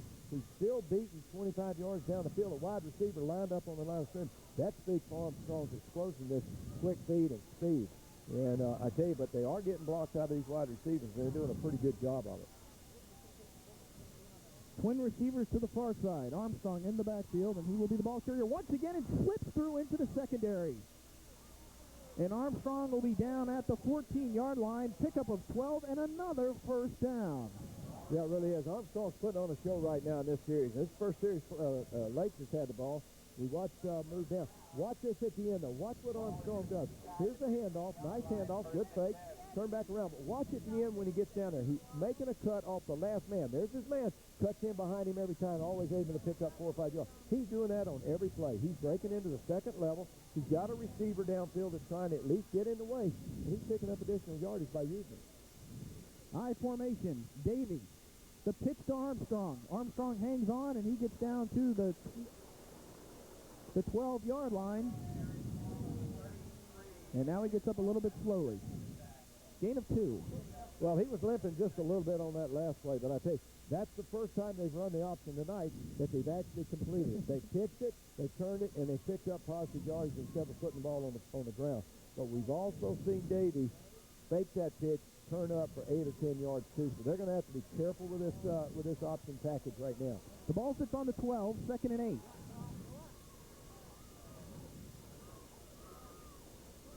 And it's going to be once again to Armstrong on the draw, and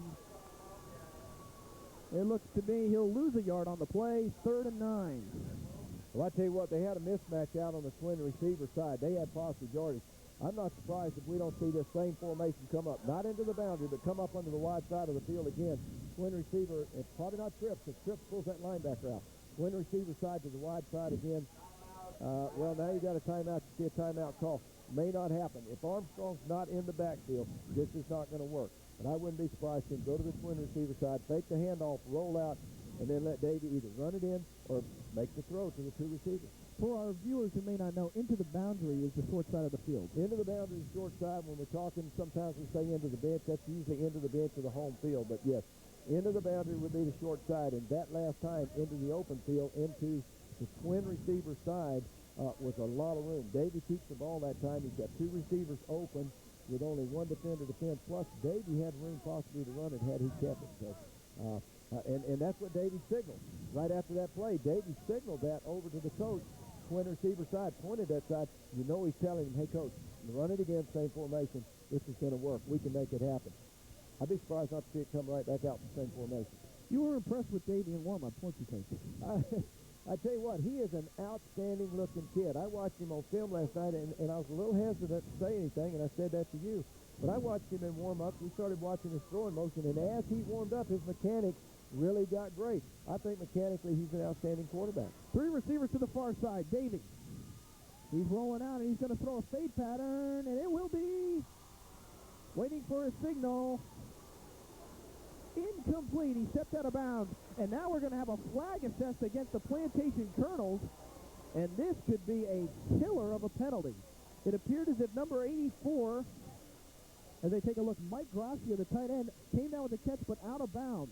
But then the strong safety and free safety for the Colonels were doing a lot of talking, and here will be the call from our official tonight. And it is an unsportsmanlike taunting call assessed against the Colonels.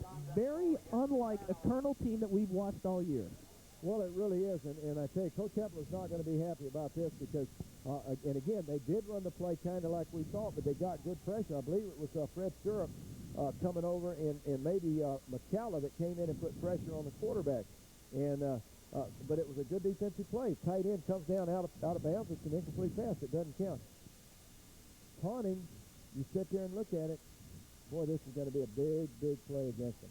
Well, hopefully on the replay, which we'll pick up after the official, we'll be able to see some of the discussion, I guess we could say, from the safety from the Plantation Colonels. Well, here's the call coming from the official.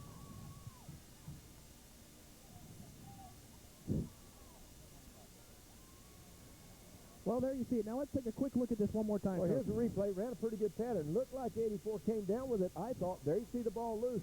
But now something happened. Okay, there you see it. A little bit of talking, a little bit going on over there. Officials aren't going to put up with that. They're going to make the throw.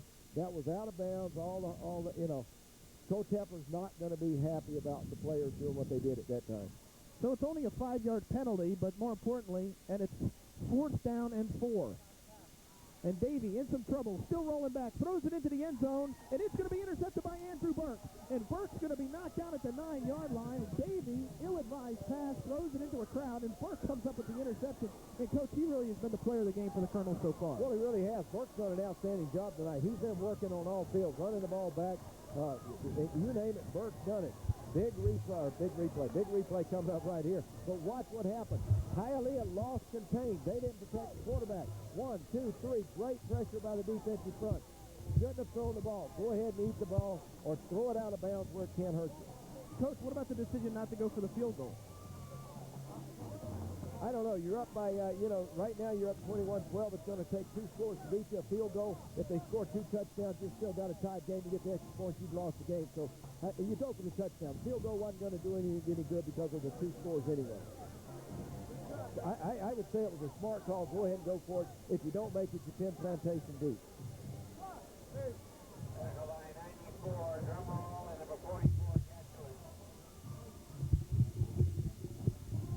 Walden was the ball carrier on the play, and he picks up 4 yards, and that sets up the Colonels with a 2nd and 6, the ball on their own 12-yard line. And now Snyder is going to go deep, and he throws it incomplete to Lorison. There's going to be a flag on the play, but I think that'll be against Hialeah minor league. Great pass from Snyder. Boy, it really was, and I'll tell you what, more than the great pass, we're going to look at the call. I think this is, well, they're clapping. Hialeah's clapping. We're going to have to wait and see. They may be going to call this a push-off by Plantation. Here you go, Steve Snyder. He sets up. Watch what happens down on the end of the play. Here you see the replay. Ball coming up. Broke contact here, so we couldn't see it. A great catch. Great catch that time. Number 81 for Plantation. Drops back, picks the ball up. Does a good job, but here we'll see the call.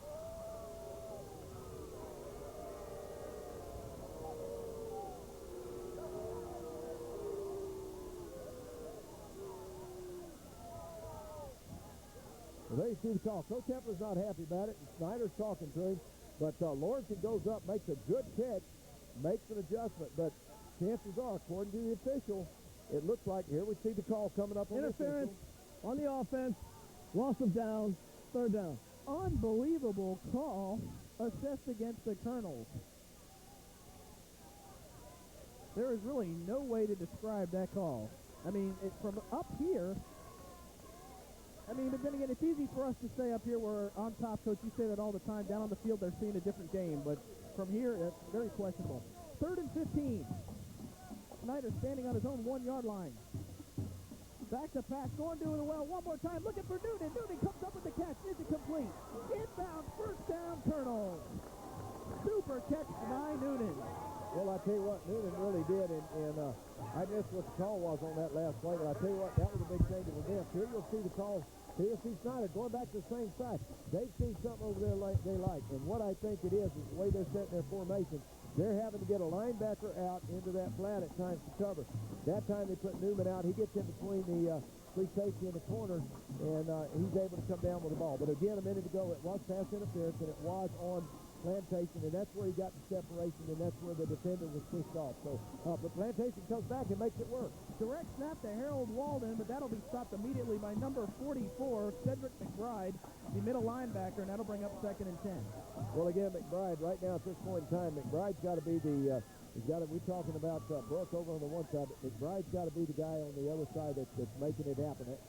He's playing in the 3 linebackers. He's playing that middle linebacker, and he's really scraping and making a lot of tackles. 1:29 remains here in this third quarter of play.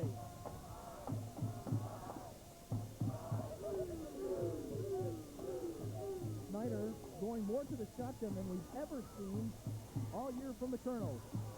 Going deep, and this will be well overthrown. Looking for Sean Noonan on the takeoff. And that'll bring up 3rd and 11. Well, I think right there you saw the strength of Snyder's arm. Snyder dropped back, and if I'm calculating and can count the lines well enough, I think that was about 45 yards in the air, and it was overthrown. So Snyder's putting the ball up in the air and doing a pretty good job of putting it where the receivers need to go. But the impressive thing again, and this is the thing I thought was going to be a key factor in the game, the offensive line for Plantation at this point in time is protecting him.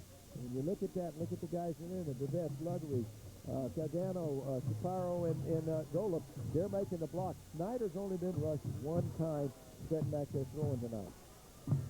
Snyder on 3rd and 10. Back to pass. Has a wide open receiver, number 81, Fritz Lawrenson.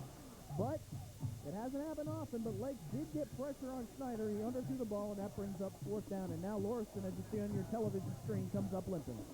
Well, yeah, and they can't afford to have anybody go down. Once you get in these championship games, get banged up, there's a lot of hitting going on. And I tell you what, it's tough when you get one of you guys, and this is one of the kids that has made a couple of spectacular catches for him. So you hate to see anybody limping in any of these playoff games. Thompson back to handle the punting duty. Good snap. And he gets off a high kick. That'll be back handled by number 29, Jermaine Francis. And Francis breaks some tackles. Out comes a flag. The ball right now is marked at the 43, but we'll have to wait and see on the penalty. I think this penalty is going to go on 94 and 55. 94 for Lakes and 55 for Plantation. I'm just not real sure which way it's going to go, but that looks like where the tangle was. Here we'll see the call. Well, there you go. That's a block, clip, whatever you want to call it. But I thought that was what it was, and that was against number 55. Corey Jordan was the one that got hit below the knee, and I believe that was 94 from Hialeah that made the hit. Dummerville. So they're going to mark the ball off. It'll be during the return, 1st down. 15-yard penalty assessed against Lake, so the ball's marked back to the 28, 1st and 10 for Hialeah Miami Lakes. Well, here you'll see, here's where they fielded the punt. Here it'll come right in your picture right there. That was a hit in the back. Actually, it was against, I miscalled it, 45, I think, was the one that actually got clipped, and that would have been Albert Salas that got clipped. So, good call by the official. Davey this time sees the gap and takes it himself. Great play. Great read by Rohan Davey. 14-yard pickup, and you know that was done on his own. Well, it really was, and that's the case where you saw the linebackers, number 52 stepped up, Keith Haber, and you saw, I believe that was Perkins that stepped up on the other side. There was nobody in the middle. Hey, just a little goose and go, patted the center on the rear end and said, snap the ball to me now. Davey breaks it up there. Here it is right there. You see it, little goose and go. Both linebackers stepped up, nobody in the middle. As to whether or not they were going to back off, nice call by Davey. Davey back to pass. Looking and completes his pass to number 81, Artavius Tompkins. Tompkins stays on his feet, very close to a 1st down. Well, it really was. I tell you what, Tompkins did a smart thing that time. He made the catch, and he was in the arms of Burke, obviously, and couldn't move. But he saw number 20, Stewart, coming across there, getting ready to take a real solid shot on him, and at the last minute decided, hey, it's time to go ahead and go down. And real close to a 1st down. They're going to have to measure. The officials are now asking for a timeout to measure. It is very close to a 1st down. And this should be fun because the chains are all the way on the other side of the field. So the linesmen get to run 100 yards, 50 this way, 50 back.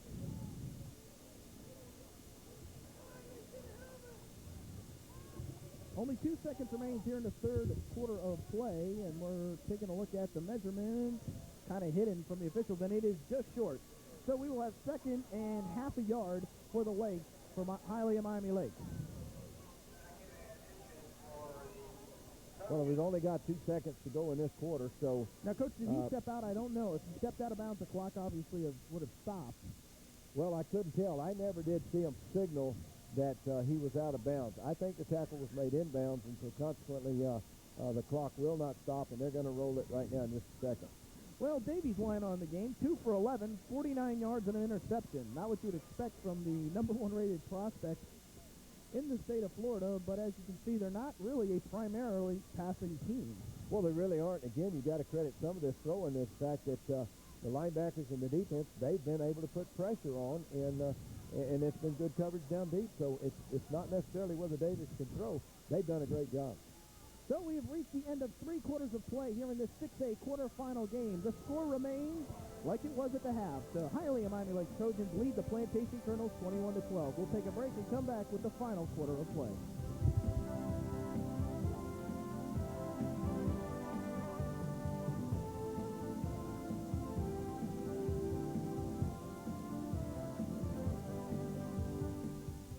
The headlines are out.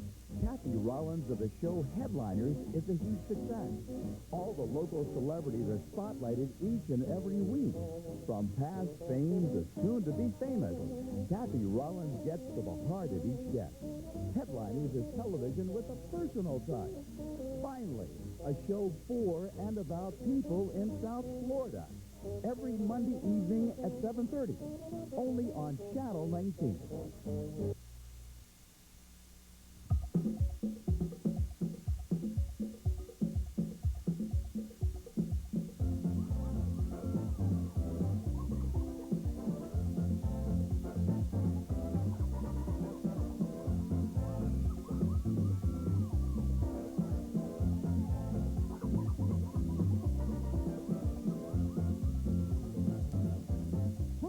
Florida's seafood favorite, but be careful, they might get hooked. As a songwriter, I have the freedom to express my opinions with words and music. That's a right we all share as Americans. The freedom to believe as we choose. The right to speak out on the things we care about. Guaranteed by one thing, the mighty First Amendment. The amendment that keeps us free. For a free guide to your First Amendment rights, call 1-800-815-533. And welcome back to the Continental Cablevision Channel 19 High School Game of the Week. We are here at PAL Field in Plantation, Florida, and we have reached the 4th quarter of action. The Hialeah Miami Lakes Trojans lead this one 21-12, and they have a 2nd and inches on their own 47-yard line. The ball will be handed off to Rashad Armstrong, and Armstrong breaks it into the secondary, gets down to the 40, picks up a gain of 14 yards and a first down. I tell you, Rashad Armstrong has really impressed me tonight with his running. Again, a deep handoff back in the back, about 8 yards behind the line of scrimmage. They let him turn around. I believe you're showing me 128 yards. Is that correct? And we've just started. That was the first play of the 4th quarter. But I tell you what, they handed that thing off deep. He cuts it up and squares his shoulders, and he's an exciting running back to watch. 1st and 10 from the 40. I formation. Armstrong the ball carrier. And Armstrong dives forward, picks up 8. And that'll bring up 2nd and 2. Well, and Armstrong's coming up real slow. He's staying down on the field at this point in time. You see the Hialeah Lakes player down on the ground. I do believe that's Armstrong. And he's had some problems. He's come out limping. Here you'll see it. A deep handoff. He cuts his shoulders, turns it around. Nice tackle.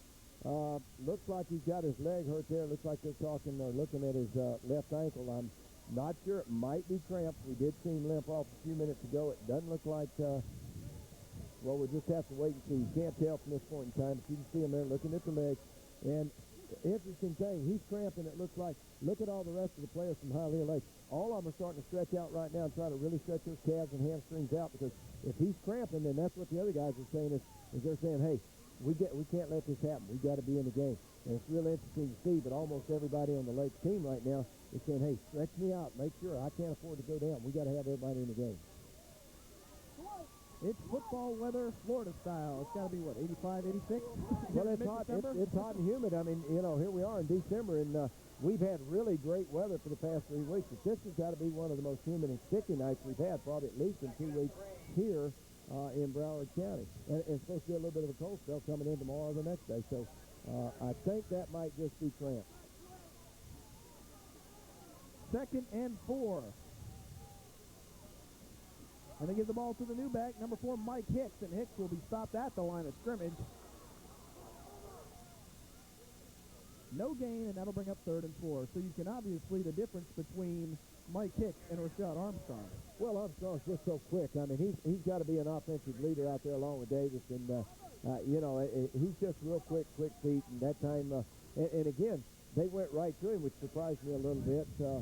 Test him out real quick, but Plantation was very smart. They keyed him right there too and said, hey, we're going to fire toss and not let him do anything. Destroy his confidence right here before he gets a chance to run the ball.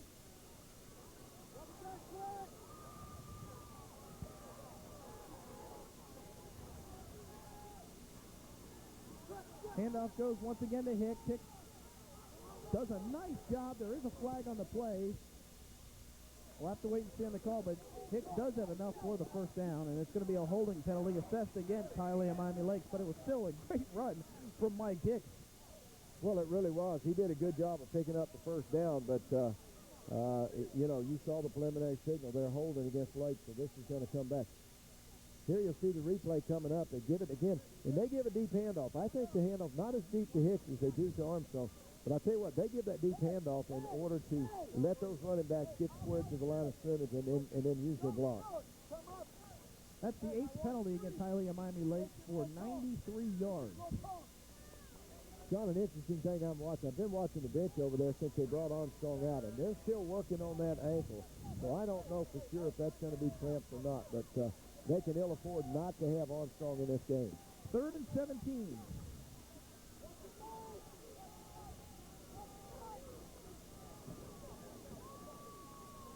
Here come the Colonels.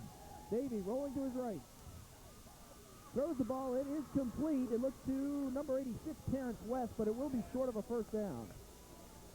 Well, I tell you what, though, it's only going to be about 3 yards short. That was an outstanding throw. Davey had pressure coming on him. Well, it's a little bit shorter than I thought, but Davey had a lot of pressure on him that time. He squared up and really rifled that ball out. A nice catch.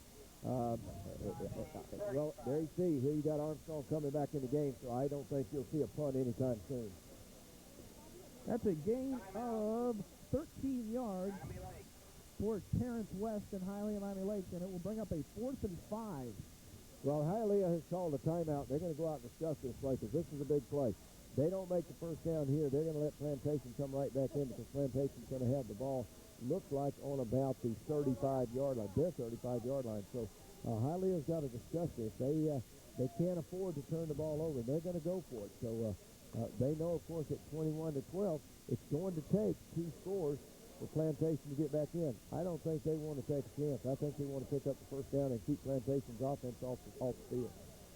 Ball sits on the 35-yard line, and let's say that they do try to punt. There is a good chance that the kick would only net 15 yards if they kick it into the end zone. So that might be the thinking from Coach Hughes, like, well, we might as well go for it. It's only going to be the difference of 15 yards if we kick it into the end zone.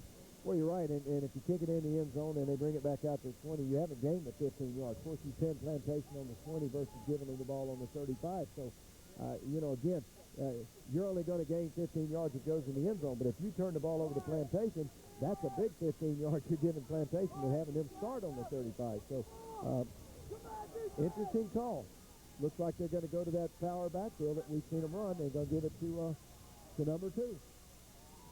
The ball is given to Armstrong, and Armstrong doesn't even get through the line of scrimmage, and he is stopped. So the Colonels have life with the turnover on down. Well, Armstrong that time, the times we've seen him play tonight, the times he's run that play, the times we saw in the film preparing for this game, normally Armstrong has cut that ball outside. He's not cut inside tight like he did that particular time. And that time Plantation came in and they were able to stuff it and make the tackle. Again, we have a player down. I don't know it's Hialeah Lakes, but I don't know if this is Armstrong or not. No, Armstrong is on the sideline. This will be not Rashad Armstrong, I can tell you that for certainty. He hasn't been able to catch a number. But for the Colonels, the ball now sits on their own 35-yard line. Like the coach said, they're down by 9. They need 2 scores or 3 field goals if they can get the ball 3 times. And, Sean, what we're seeing right now with Hialeah is we are seeing cramps. We saw that stretching just a minute ago, and I think it must have been cramps with Armstrong. But at that point in time, that was number 52 for Miami Hialeah that went down, and that was Maya. And he's been a busy player tonight, too, but that was cramps. You can see him trying to stretch him out, and now he's up and, of course, walks off the field. 1st and 10, Beard in motion to the far side. The ball is handled to the upback, where the only man in the backfield, Travis Madison, and Madison will dive forward.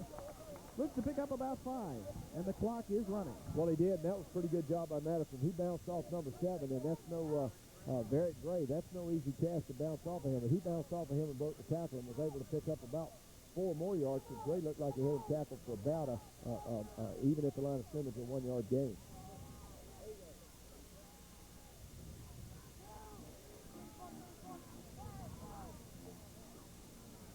Snyder tries to get it out to number 81, Fritz Lawrenson, but Lawrenson unable to hang on, and that'll bring up another 3rd down for the Colonels. Well, an interesting way they'd mix these twin receiver side up again. They came to the twin receiver side into the boundary, into the Plantation bench. This time what they did is they ran the inside receiver, they ran it opposite. They ran the inside receiver down to take the corner off and took the outside receiver and did a little hitch there right into the boundary. They cut the pattern at about a yard deeper than the first down. So if he makes that catch, they've got a first down play. But Plantation's done a good job of mixing up the play calling with a twin receiver side, trying to make the linebacker in the corner make a commitment, and a lot of times they've had an open receiver.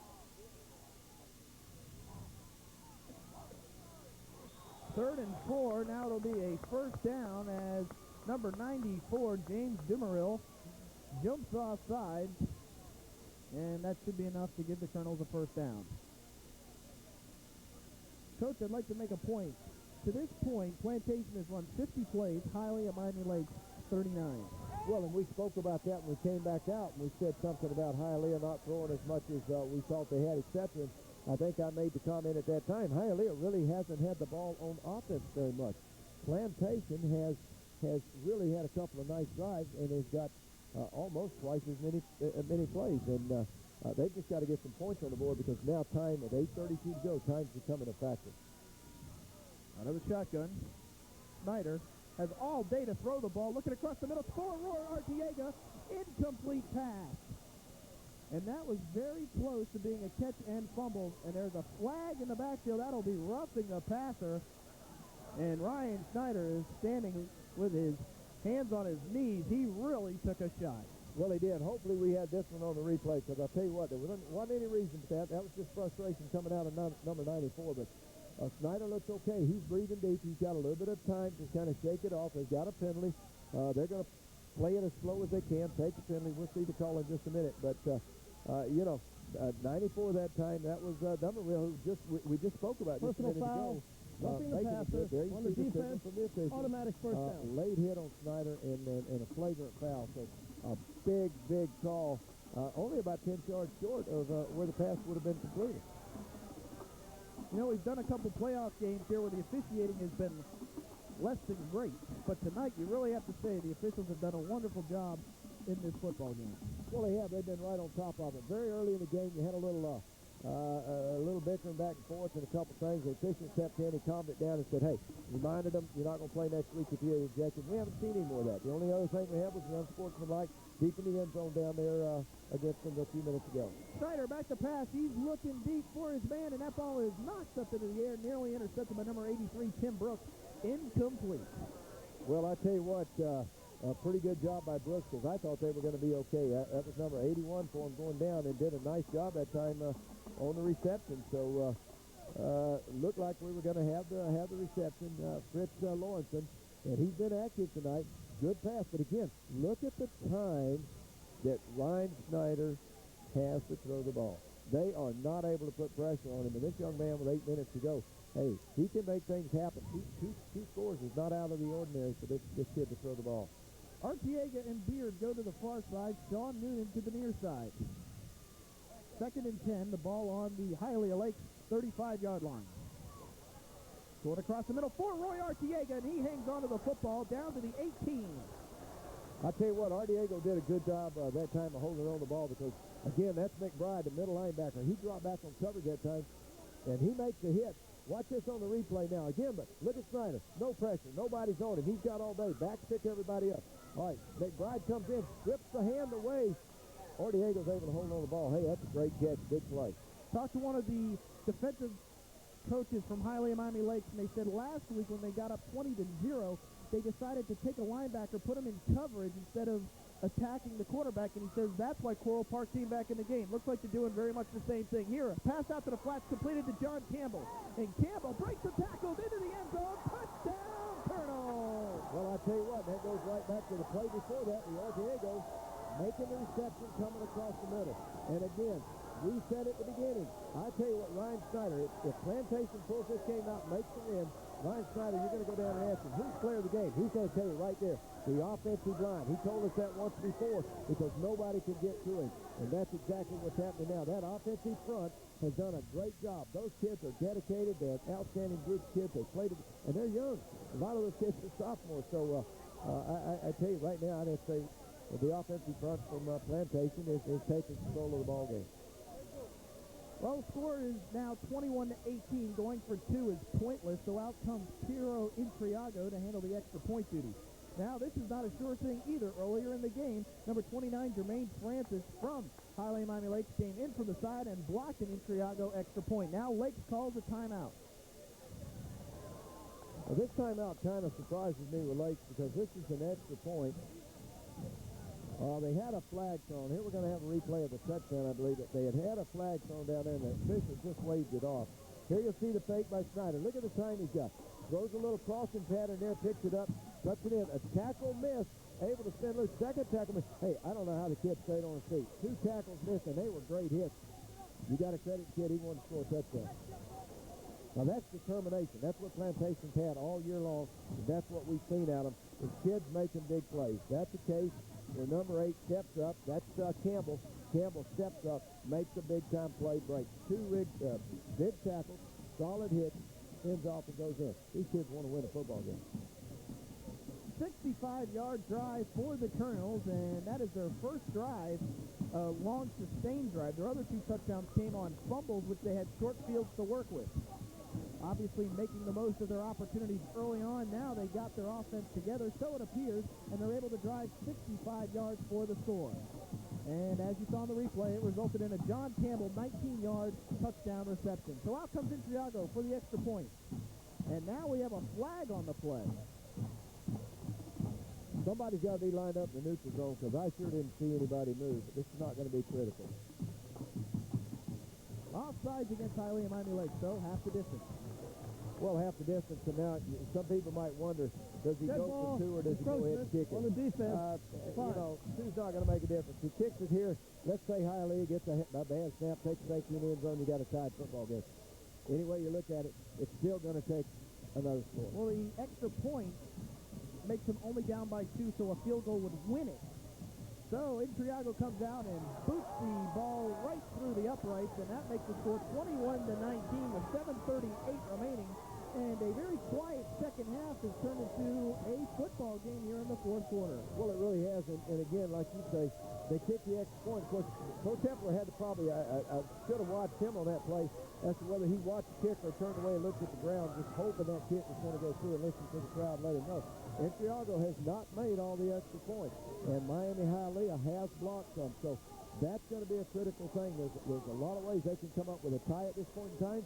We saw it before. We've seen it happen with the bad snaps over the head. They can come up with that. They can get down in scoring position and have the opportunity for a field goal, and if they can't get the touchdown, at least they still got an opportunity to win. Well, from the reports that we have from the other Class 6A state semifinal, at least the Southern Regional, not state semifinal, quarterfinal matchup, the game the winner of this game will play. It appears that Carroll City has the lead on Fort Lauderdale-Dillard. If that game stays the way it's going, if Plantation wins the game, will be at Carroll City. Of course, Hialeah Miami Lakes, the game, since them being a runner-up, has to be at Carroll City. But that is the situation for our viewers. What is the score at this point in time right now in the Dillard game? We'll try to get the score of that Dillard Carroll City game in just a few minutes. There's that boot kick. You see it again. Somebody better get on the ball. I'll tell you what. The ball this is it right here. And it's recovered. It's recovered by number 83 from Plantation. I'm waiting to get a number on that one more time. I think it was number 83. No, I tell you what, I just saw an official say, no, it's not. I'm not sure what's happened here. We're going to have to wait. We can't see with the crowd. We've got to watch and see. I thought he had a recovery, maybe even a touchdown. It was number 23, Dion Gordon. It looks like Hialeah is clapping their hands, though, so doesn't look like it's going to be their ball. Here you go. Big mistake right here. Look at what happened. You got to feel that. Plantation's kicked this all day long. That back has got to come up. They kick the ball. The ball's loose. It's a fair ball. It's a free ball. Looks to me like Plantation's going to get it. I'll tell you what, I'm not real sure why that's not a touchdown.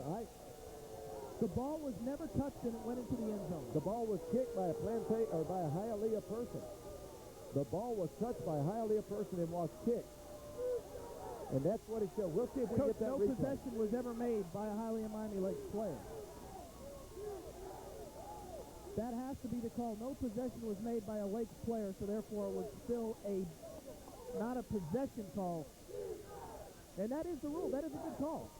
Well, I'm not going to dispute the call. I guess what I'm looking at, the ball goes 10 yards, and it's going to be a free ball. What happens if Plantation runs down and catches the ball in the air after it goes 10 yards? That's their ball, right? Right, but the situation is, since no possession was made, if the ball goes into the end zone, it is a touchback. You're right. If they had covered it on the 1-yard line, it would have been Plantation's ball. If they had possession, then fumbled it into the end zone, then Plantation would have been awarded a touchdown. So an excellent call by the officials.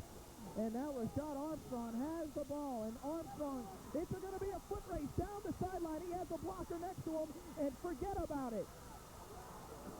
77-yard run for Rashad Armstrong, touchdown Trojans. Unbelievable turn of events. Unbelievable turn of events, and you're right. Let's go back to that call on the kick, and our official up in the booth has corrected us and got us straight on it. You knew it, I didn't. If the ball had been loose and Plantation had jumped on it on the 1-yard line and covered it, Plantation would have had possession and had the ball on the 1-yard line. When there was no possession made and it was fumbled into the end zone, it does come out by Hialeah Lakes to the 20-yard line. So it was a correct call. It was a good call by the official. But then, holy cow, turn around, one play, 20-yard line, Armstrong breaks it, 80 yards for a touchdown. And for our viewers, because right now I'm sure in the stands, many of the people are questioning that call that Plantation did not end up with a touchdown.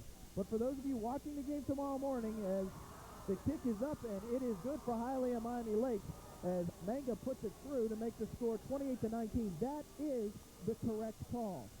Well, it is, and I think you're going to have a personal foul. There you see it on Lake. I think he had a little taunt that time after the kick and probably letting Plantation know, hey, tough break, guys. We just scored and went up again. Now my question is, the Plantation Colonels, how do you get up and come back on the field? Well, I think it's something else. You think you just went ahead, and all of a sudden now, instead of being a 2-point game, you got 6 and then you got 7. Now you're back 28-19. I tell you what, Plantation's going to be fired up. They're going to be disappointed, and they're going to be mad. So they know what they've got to do. They have been put in this position before. They had a nice drive. They got to do it a little quicker. There you see the call by the official. Unsportsmanlike on Hialeah. But I tell you what, it was the correct call. It was the right call. It was an unfortunate break for Plantation. But Plantation had to come out and play defense that first time. They let the 80-yard touchdown be scored. Hey, 6.5, almost 7 minutes left. Plenty of time. The offensive front's been working. Snyder's throwing the ball well. Receivers are making good catches. Plenty of time for Plantation to bring themselves back in and score and still get in this game. Here's the play that you had, 80-yard lines. There's a handoff again deep. hey, you see the number 2, 128 yards so far, cuts it up, breaks tackle, cuts back to the left. Nice block. Here comes the key block for the last one. I believe it's number 81. Gets down the field, carries him all the way down. You got 3 chances of Plantation coming. He seals them off and is able to give Armstrong the opportunity. Now, what Tompkins did, he didn't block one, but by shielding off, he blocked the corner, strong safety, and a linebacker coming across. So he, in fact, blocked 3 people coming down the field by not letting them get an angle on Armstrong. Just a good run. Just an outstanding run and good blocking. Unfortunate turn of events for Plantation. And you have to take a look over to the Hialeah Miami Lake stands, and they're doing a dance, and that's something that they didn't do a week ago in their win, because on the game film we saw they had about 20 people in the stands in their second-round win. You have to say one thing about Hialeah Miami Lake. They love a winner. Well, they did, and I tell you what, they brought a good crowd up here tonight. And this is the first time they've had anything to dance about in the second half, because it looked like for a little while they were going to go down the tubes. Now, I'm not saying Plantation's out. They're going to get good field position right now because of the 15-yard penalty on Lake. They have not kicked the ball deep. They do not have that good a kicking game. 129 yards in penalties for Hialeah Miami Lake, but it hasn't affected the score. 28-19, Lake's in the lead. And it's going to be a sky kick, and it's going to bounce, and it's going to take a back spin handled by Andrew Burke, and all he can do is fall on it at his own 34-yard line. Well, and again, now, we just saw that on the last kickoff. Let's turn this around. Turn it around now and look what happened. Plantation's had a quick kickoff, and we've seen it all year. They kick the ball down to about the 25 or 30-yard line. Nobody feels it. Turn back around. Plantation knows what the rules are. They know how to do this. That's their game. They let the same thing happen to them. They should have fielded that ball at the 35 and be down across the 50 at this point. Coach, I would like to make note, if Plantation would have recovered that ball on the 1, they would have had possession. But by virtually going into the end zone, it becomes an automatic touchback. That's correct. So that is a real tough break for the Plantation turnovers. Well, it was, but I'm real surprised at this because at this point in time, we're sitting there on this kickoff, and John Campbell, who made the great catch a minute ago, is the up back there. He pulled himself off and let the ball go down behind him, thinking the guy behind him was going to catch it. He's got to feel that ball and turn it down there. Screen play, and it's going to go to John Campbell. And Campbell dives forward. He'll get to the 45-yard line. 11-yard pickup, first down. Well, I tell you what, he got 2 good blocks, number 63 and number 53. And that's Frank Bazette's number 63, and number 53, that's the center there, Mike Leathery. And worse than that, you got, I believe that's McBride, the middle linebacker, who is down on the field. Hopefully this is only cramps because we don't want to see anybody get hurt. There was a screen set up, a nice job, went to Campbell. 2 good blocks. You see where it happens. Campbell pulls it on down, picks up extra yardage, big first down play. I don't know if we can take a look at this one more time, but we saw the injury to Cedric McBride. He took a knee to the helmet, and he took it going in opposite direction, so it snapped his neck back. Take a look at this one more time. I think we're going to take another quick pick. Now look for number 44 coming across on the bottom-hand side here, coming in right here. John Campbell catches the ball. Here you see it coming right into your picture, coming up. Next man coming, I believe, is 44. That's number 34 coming. You'll see it coming to you in just a minute. And watch, there it is right there.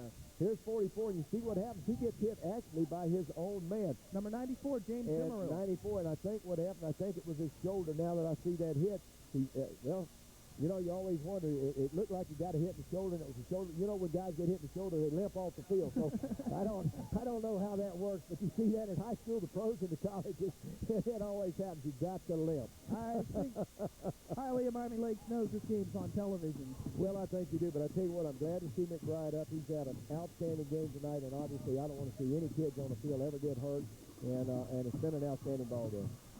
So Snyder tells Beard to get out to the wideout position. Snyder out of the shotgun, looking left, looks and finds Roy Artiega, and Artiega will get down to the 33-yard line. John, let's look at something real quick. Snyder has not been pressured. The only time he's really gone down was on a late hit, which ended up being a personal foul. Look again, plenty of time. Snyder, sophomore. He is not the number 1 quarterback in the Southeast that Hialeah Lakes have. But I'll tell you what, the young sophomore, Ryan Snyder, has put on the passing exhibition tonight and has become the number 1 quarterback on this field tonight. 10 for 24 is Snyder tonight. Snyder back to pass to the near side. Roy Artiega makes the catch down to the 16. I tell you what, and they're moving Ortega all around. They are really moving him around in different points. Here you'll see the replay, and you got to watch. I believe Ortega came from the far side. I'm not sure, but I think came from the far side and crossed all the way underneath. Maybe not. I might have missed that. But look at the catch. Again, Snyder puts it between the defenders. Put it between 3 defenders. Nice catch. Going down, looks like on about the 16-yard line. Roy Artiega, 5 catches for 92 yards in the ball game. John Campbell, the ball carrier. And Campbell gets down to the 8-yard line. I tell you what, nice play call in that time. You had twin receivers out to the wide side of the field. You had a wide out over into the boundary. Campbell comes up the middle, a quick handoff. They've got the Hialeah Lake. They've got them spread out a little bit. And in the spread, that's opening up the running game. And we saw John Campbell a minute ago take a ball break, 2 tackles, go in for a score. Hey, Campbell wants to score. Sanford wants to score. These guys are running with everything they got. Right now they're going with Campbell. Campbell's the man in the backfield. He's the man that's making production. Plenty of time. 5:05 remains. 2nd and 2. The ball goes to Campbell. And Campbell is going to be stood up at the line of scrimmage. I'd like to see a number. It was one of the defensive tackles who slipped in there and made a play. Or now the coach is telling me it was number 44, the middle linebacker, Cedric McBride. I'm almost positive Cedric McBride stepped right back up in the middle again. If we have this on replay, we'll see it. But a good hit, and I thought it was McBride that stepped up, jammed the hole, and locked up on Campbell. So that brings up 3rd and 2. Of course, this has to be 4-down territory for the Colonels. Down by 9. Here, Sandefur, the ball carrier. He slips through a hole. 1st down to the 2-yard line. Well, again, plenty of time left in the game. They can't panic. They've still got 4.5 minutes to go. Plantation's got a chance to score right now. We can all get set aside. Here you see the play. A little quick pitch back to the second back. You got Campbell that time leading the block, threw a nice block on the end that time, and Sandefur breaks it off the tackle, almost scores. Hey, we need to start looking for an onside kick coming up in just a minute. Stack eye, and he gets stacked at the line of scrimmage. O'Neill Sandefur led by number 44, Cedric McBride. Again, there's McBride coming in, showing us what he can do, and I believe that was 49. I hope I'm not going to screw this name up again. Quinton Niella. Quintanilla. A nice job that time of stepping in and along with McBride. Here's the other handoff. Walden, the ball carrier. And he's going to be short of the goal line. Walden is going to pick up a yard, and that'll be 3rd and goal from the 2. And now there's a Plantation Colonel down on the ground. Official timeout. They've got a Colonel down on the ground, but I tell you what, Coach Snyder's doing a pretty good job this time. He's going with that running game. We've seen Sandefur 2 times break tackles, go over the top, and score. We'll see where the spot of the ball is. Our windows are just a little foggy up here, so it's hard for us to see the spot of the ball. But as soon as we can see the spot of the ball, we'll find out. I'm not going to be surprised to see him give it to Sandefur over the top again. Well, the marker on the far side of the field shows the 2-yard line. And hopefully the player on the ground for the Colonels is okay, and it's kind of a break for the Colonels in the sense that now they have a chance to talk about what they want to do as Snyder has run to the near side. Now let's go down to the field. I got to do the big man front, and he won't have the cutback on the back side. All right? Let's see Coach Hepler right now talking to these players, and he's got to be thinking a play ahead. When they score, what are they going to do on the kick? How are they going to come back in? Because they're going to get the ball and be kicking with about 3.5 minutes to go. So he's setting his strategy right now to get on the field, the onside kick or the pooch kick or whatever he's going to do. That was McBride, number 87, coming off. Looks like he's running off under his own power, limping a little bit again. Hopefully nothing serious. 2 downs to go, 2 yards to go. Well, they bring in Salas as the tight end, their middle linebacker, to replace McBride. Sandefur, the ball carrier, and Cedric McBride comes in once again and makes the stop on Sandefur, and that brings up a 4th down and goal. Well, I tell you what, again, 49 and 44. That's 2 players for Hialeah Lake that have done an outstanding job. If they don't make the tackle, they are in on the second man that makes the hit. And now you've got a real call here. Coach has got to make the determination. Had a timeout just a minute ago. You said it was a break, or not a timeout, official timeout with Hedges. It was a break for them. They got a chance to reassess and kind of set their play. Yeah, they did, but on the same hand, they also gave Hialeah Lakes the opportunity with that same thing. Lakes had the opportunity to kind of take a little breather there on defense, get set, get ready, and I think that's what stopped Sanford that time. So Coach Snyder, I'm sure, has got the timeout now. This is it. They've got to score. Looks like on the mark, fourth down, and still a yard and a half or two. Plantation has to score on this point. Very similar situation a couple weeks ago for the district championship. The Colonels had a 4th and goal in overtime. Opted not to kick the field goal, went for the win, and they gave it to number 6, Travis Madison, who went in off the right side, scored the touchdown, and gave the Colonels the win in overtime and the district title. The question is now, does Madison become the man on the goal line? Well, again, and what's the play call right now? You're down 28-19. Look at the point spread there. A field goal right now puts you at 22. Then you're down by 6. A touchdown, you got a tied game. Extra points to go over. Interesting play call. They're going to go for the touchdown now, make the touchdown, and then hope that the field goal can bring them back into it. Madison's in the backfield along with number 7, Harold Walden. Walden, the ball carrier, and he is... No, they are going to rule him just short of the goal line. It appeared as if the officials were about to put their hands up, and now they say turnover on down. Big goal line stand for Hialeah, Miami Lakes. Well, it sure was. That's a big stand. We'll see it right here. Looks like the chain is, boy, I tell you what, it looks like it's about 5 inches short of going in. Looked like he was going to get on the initial burst. There's Walden, cuts it up. Looks like he's going to be able to make it. Who's the man? 49 is the man that got underneath, and 44, McBride, scrapes over and came over the top. There's that combination again, 49 and 44. We've seen it all night long. The defense in Plantation right now has got to fire across. They've got to get a blitz in there and try to get this thing down and down quick. Armstrong, the ball carrier.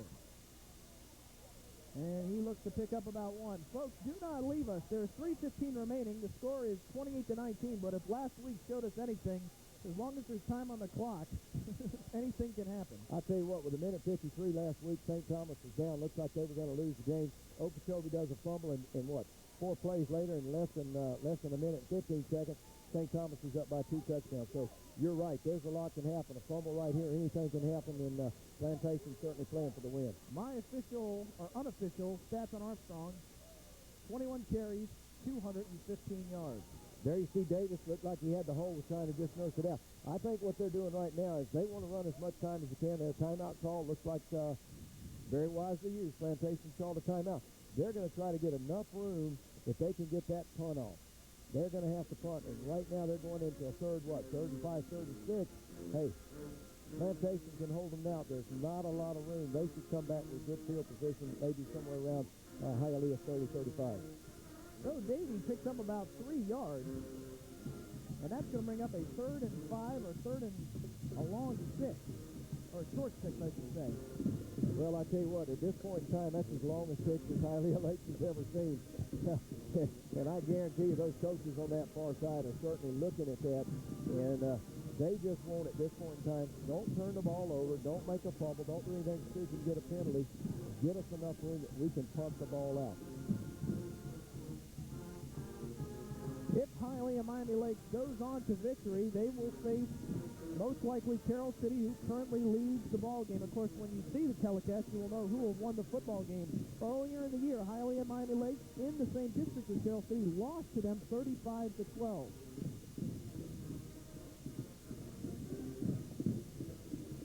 Third and 6. The ball goes to Armstrong. Armstrong very close to a safety, and he's brought down by number 55 from Plantation, Corey Jordan. I tell you, Corey Jordan made a good play that time, was able to scrape outside and get away from a block, throw him down. Looks like the ball's going to be on about the 2-yard line. You got to remember something. Most of these punters line up 14, 15 yards deep in the center. He's only going to have 12 yards. This is going to be a big difference in the snap and the punt. Are you questioning that they didn't go between the tackles and they tried to go wide? I really am. I'm kind of surprised at that, but that's been their big play gainer, too, is they made that little pitch. I'm kind of surprised that they made a pitch. They turned that over 3 times. So now we have another timeout on the field. 2:28 remains. The score is 28-19. Hialeah and Miami Lakes in the lead. There you see it on your television screen. So, fourth down for the Trojans. John, you have 2 minutes and 28 seconds to go. You're up by 28 to 19. You got to stop and think. Are the coaches from Hialeah sitting back now saying, let's take the safety? Take the safety. Get the ball way out of here and tell us our defense can stop them. Interesting call. They got to think about that. Well, if they take the safety, that'll cut the lead to 28-21, and that means it's only one score. Well, right now it's still at 2 scores. They get this block right here, it's going to be it's going to be 1 score. Well, they'd be no worse for wear if the ball goes out of the end zone. Bad snap now. This punter could step out of the end zone too. So there's a lot of things that have to work. Manga standing on his own end line and gets off the punt. It'll be a short punt, but he does get it off. Back to receiver will be Kevin Beard, and Beard will be brought down at the 36-yard line. Nice tackle by, guess who, number 44, Cedric McBride. Well, it was. That doesn't surprise me. That's about where we figured they'd get the ball. But I tell you, a lot of things had to happen that time. You shortened up your punt from 15 yards to 12 yards.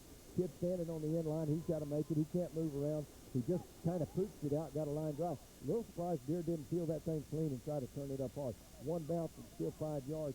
But, hey, if I saw McBride coming at me, I'd probably want to leave the ball alone and get away from it.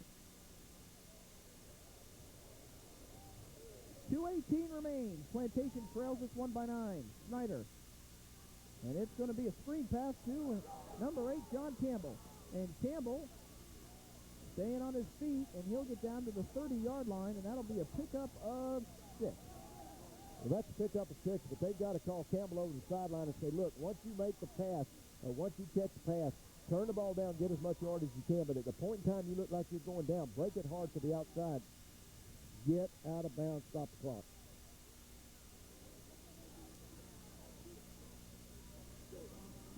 Snyder to Artiega in the corner. It will be complete. Great catch by Roy Artiega. Well, I tell you what, Artiega tonight and Ryan Snyder have been the 2 men that have made this thing work. They're going down. They're going to be right back in scoring territory. And the best part about that, Artiega makes the catch, makes it on the sideline, gets out of bounds. Here you'll see the replay coming up. Snyder gets back, almost gets pressure. Looks like he's going to get hit before he can get the ball up. You see him coming in. Number 7, Artiego's got 21 deep to the outside. Not running anything fancy, but look at Artiego. He makes sure he heads right over that sideline and gets out on about the 11-yard line. How about the line on Roy Artiega tonight? 6 catches, 119 yards. 1:38 on the clock. The Colonels are driving. They trail this one by 9. Fritz Lawrenson is the receiver to the near side. And that's who they're going to go to. And it'll be touchdown Colonels. We were waiting to see the official buried in the corner. And number 81, Fritz Lawrenson, catches the 16-yard pass completion, 13-yard pass completion, and the Colonels are now in business to score 28-25. John, here's where it all works. We'll probably see this coming up on a replay after the extra point. But again, that's where Snyder has done an outstanding job. He draws back, puts the ball there before the receivers ever make the turn, makes the cut. He puts that thing right deep in the corner of the end zone. He did it again. We've seen him do it several times. I tell you what, I'm impressed. I keep saying sophomore. I can't believe this kid is just a sophomore. Intriago puts it through, but not after number 29, Jermaine Francis, came in like a bullet and nearly got his hands on it one more time. 28-26 is the score. 1:38 remains in the football game. Well, now we're back where we were a minute ago with about 3.5 minutes to play. When it looked like they were going to take it in, now they've got to be sitting back, and that's what we said. Coach Hepler was looking at a minute ago. What do? He's got a decision to make. Do we go a hard onside kick at those big linemen up front? Of course, they're going to have the good hands people in. Do we push the ball back, or do we try to kick it back deep, stop them? I don't think Plantation has but one timeout left. A lot of decisions had to be made on that sideline.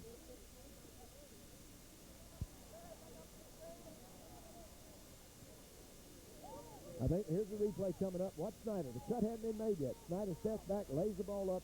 Here you go. Ball's coming down right. Couldn't have been any better. And also a great catch right in the back corner of the end zone. I tell you what, no matter who wins this game, everybody that bought a ticket to get here tonight still got their $4 or $5 for it.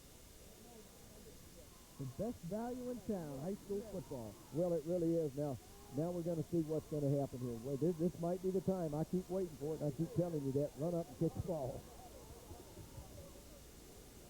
Intriago is the kicker. That's it. They're going. That's it.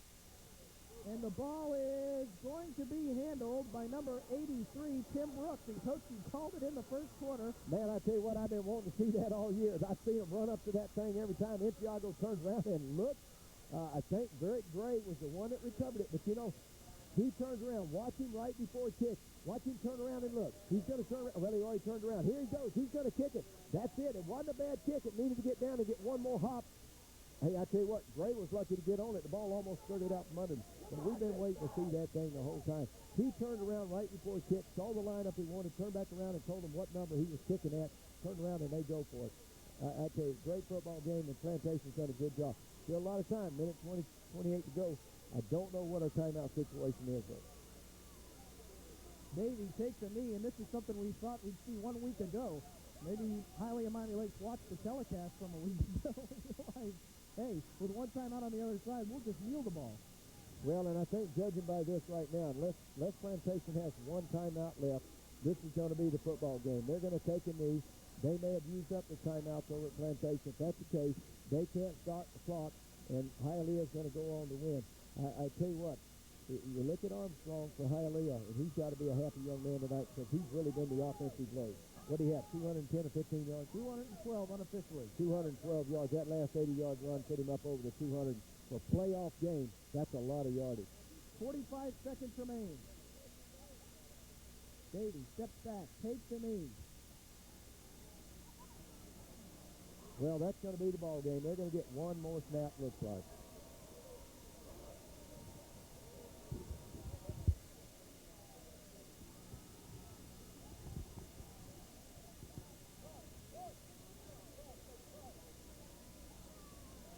Out comes Hialeah Miami Lakes for what will probably be the final time in this football game.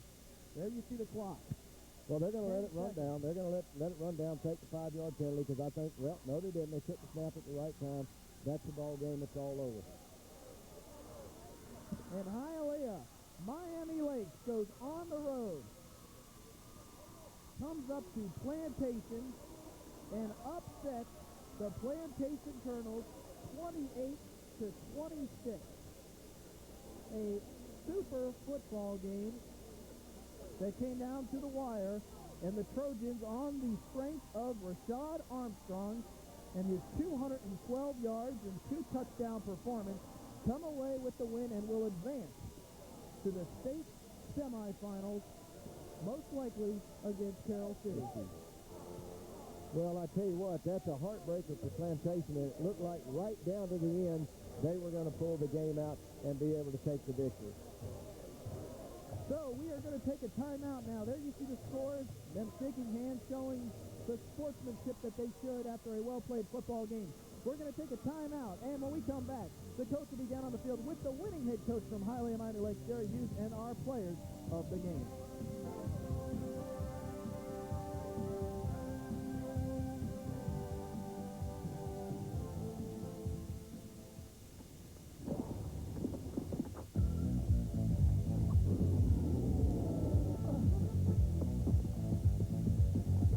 It would be nice if latex condoms were automatic.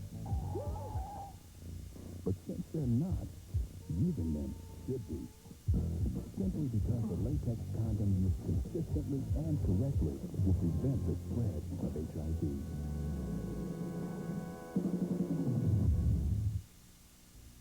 It may not look like it, but you're watching the future of the earth pass by. Because many of these products are made from materials used in recycling. But to keep recycling working, you need to buy products that say, made from recycled materials. For all those next in line, it would mean the world to them.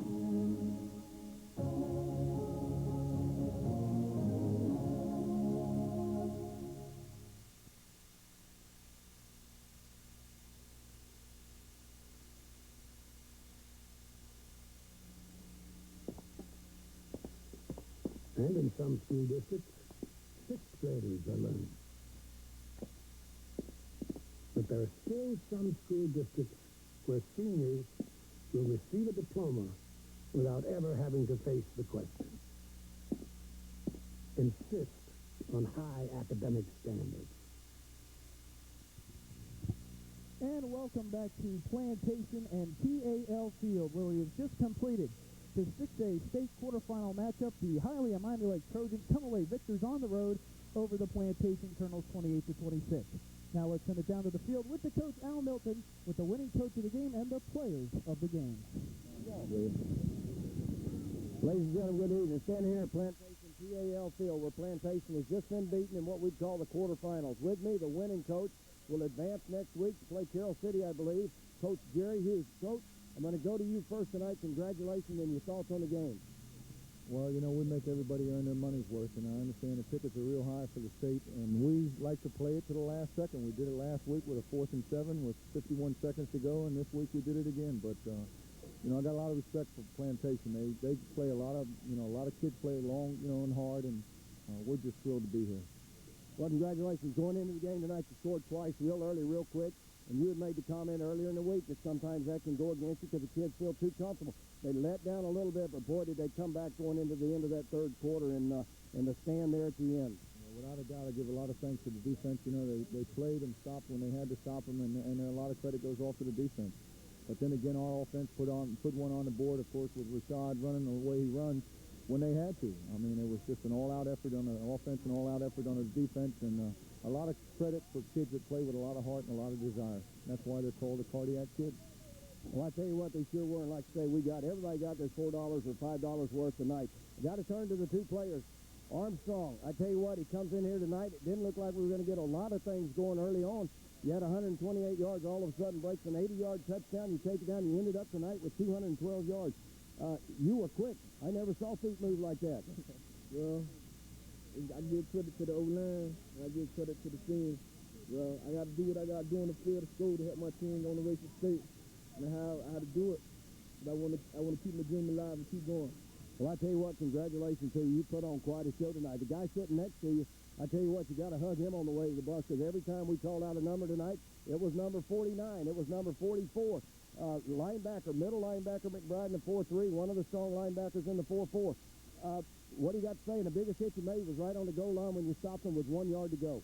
I like to say I should thank God, and thanks for giving me this chance. And the D-line, it just wasn't me, it was everyone. Lewis, James, Grogan, and Keith. We all came to play. 4th and 3rd and goal, we had to stop them. We knew we had to stop them, so we just put head down, locked the chin straps, and just heads up.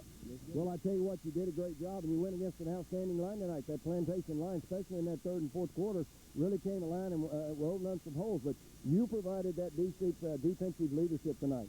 Yes, I try to do my best, and I like to thank the coaches, too. Coaches taught us what to do. They told us what to do, told Strike what to do, and just thank God.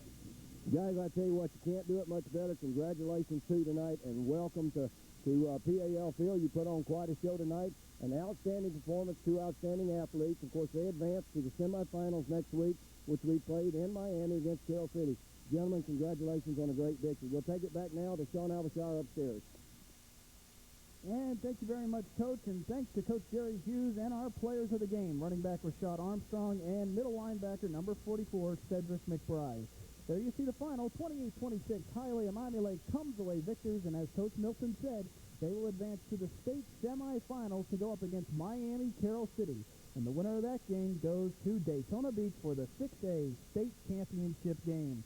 Well, we have reached the finale of our football game. I'd like to thank everybody at Continental Cablevision, my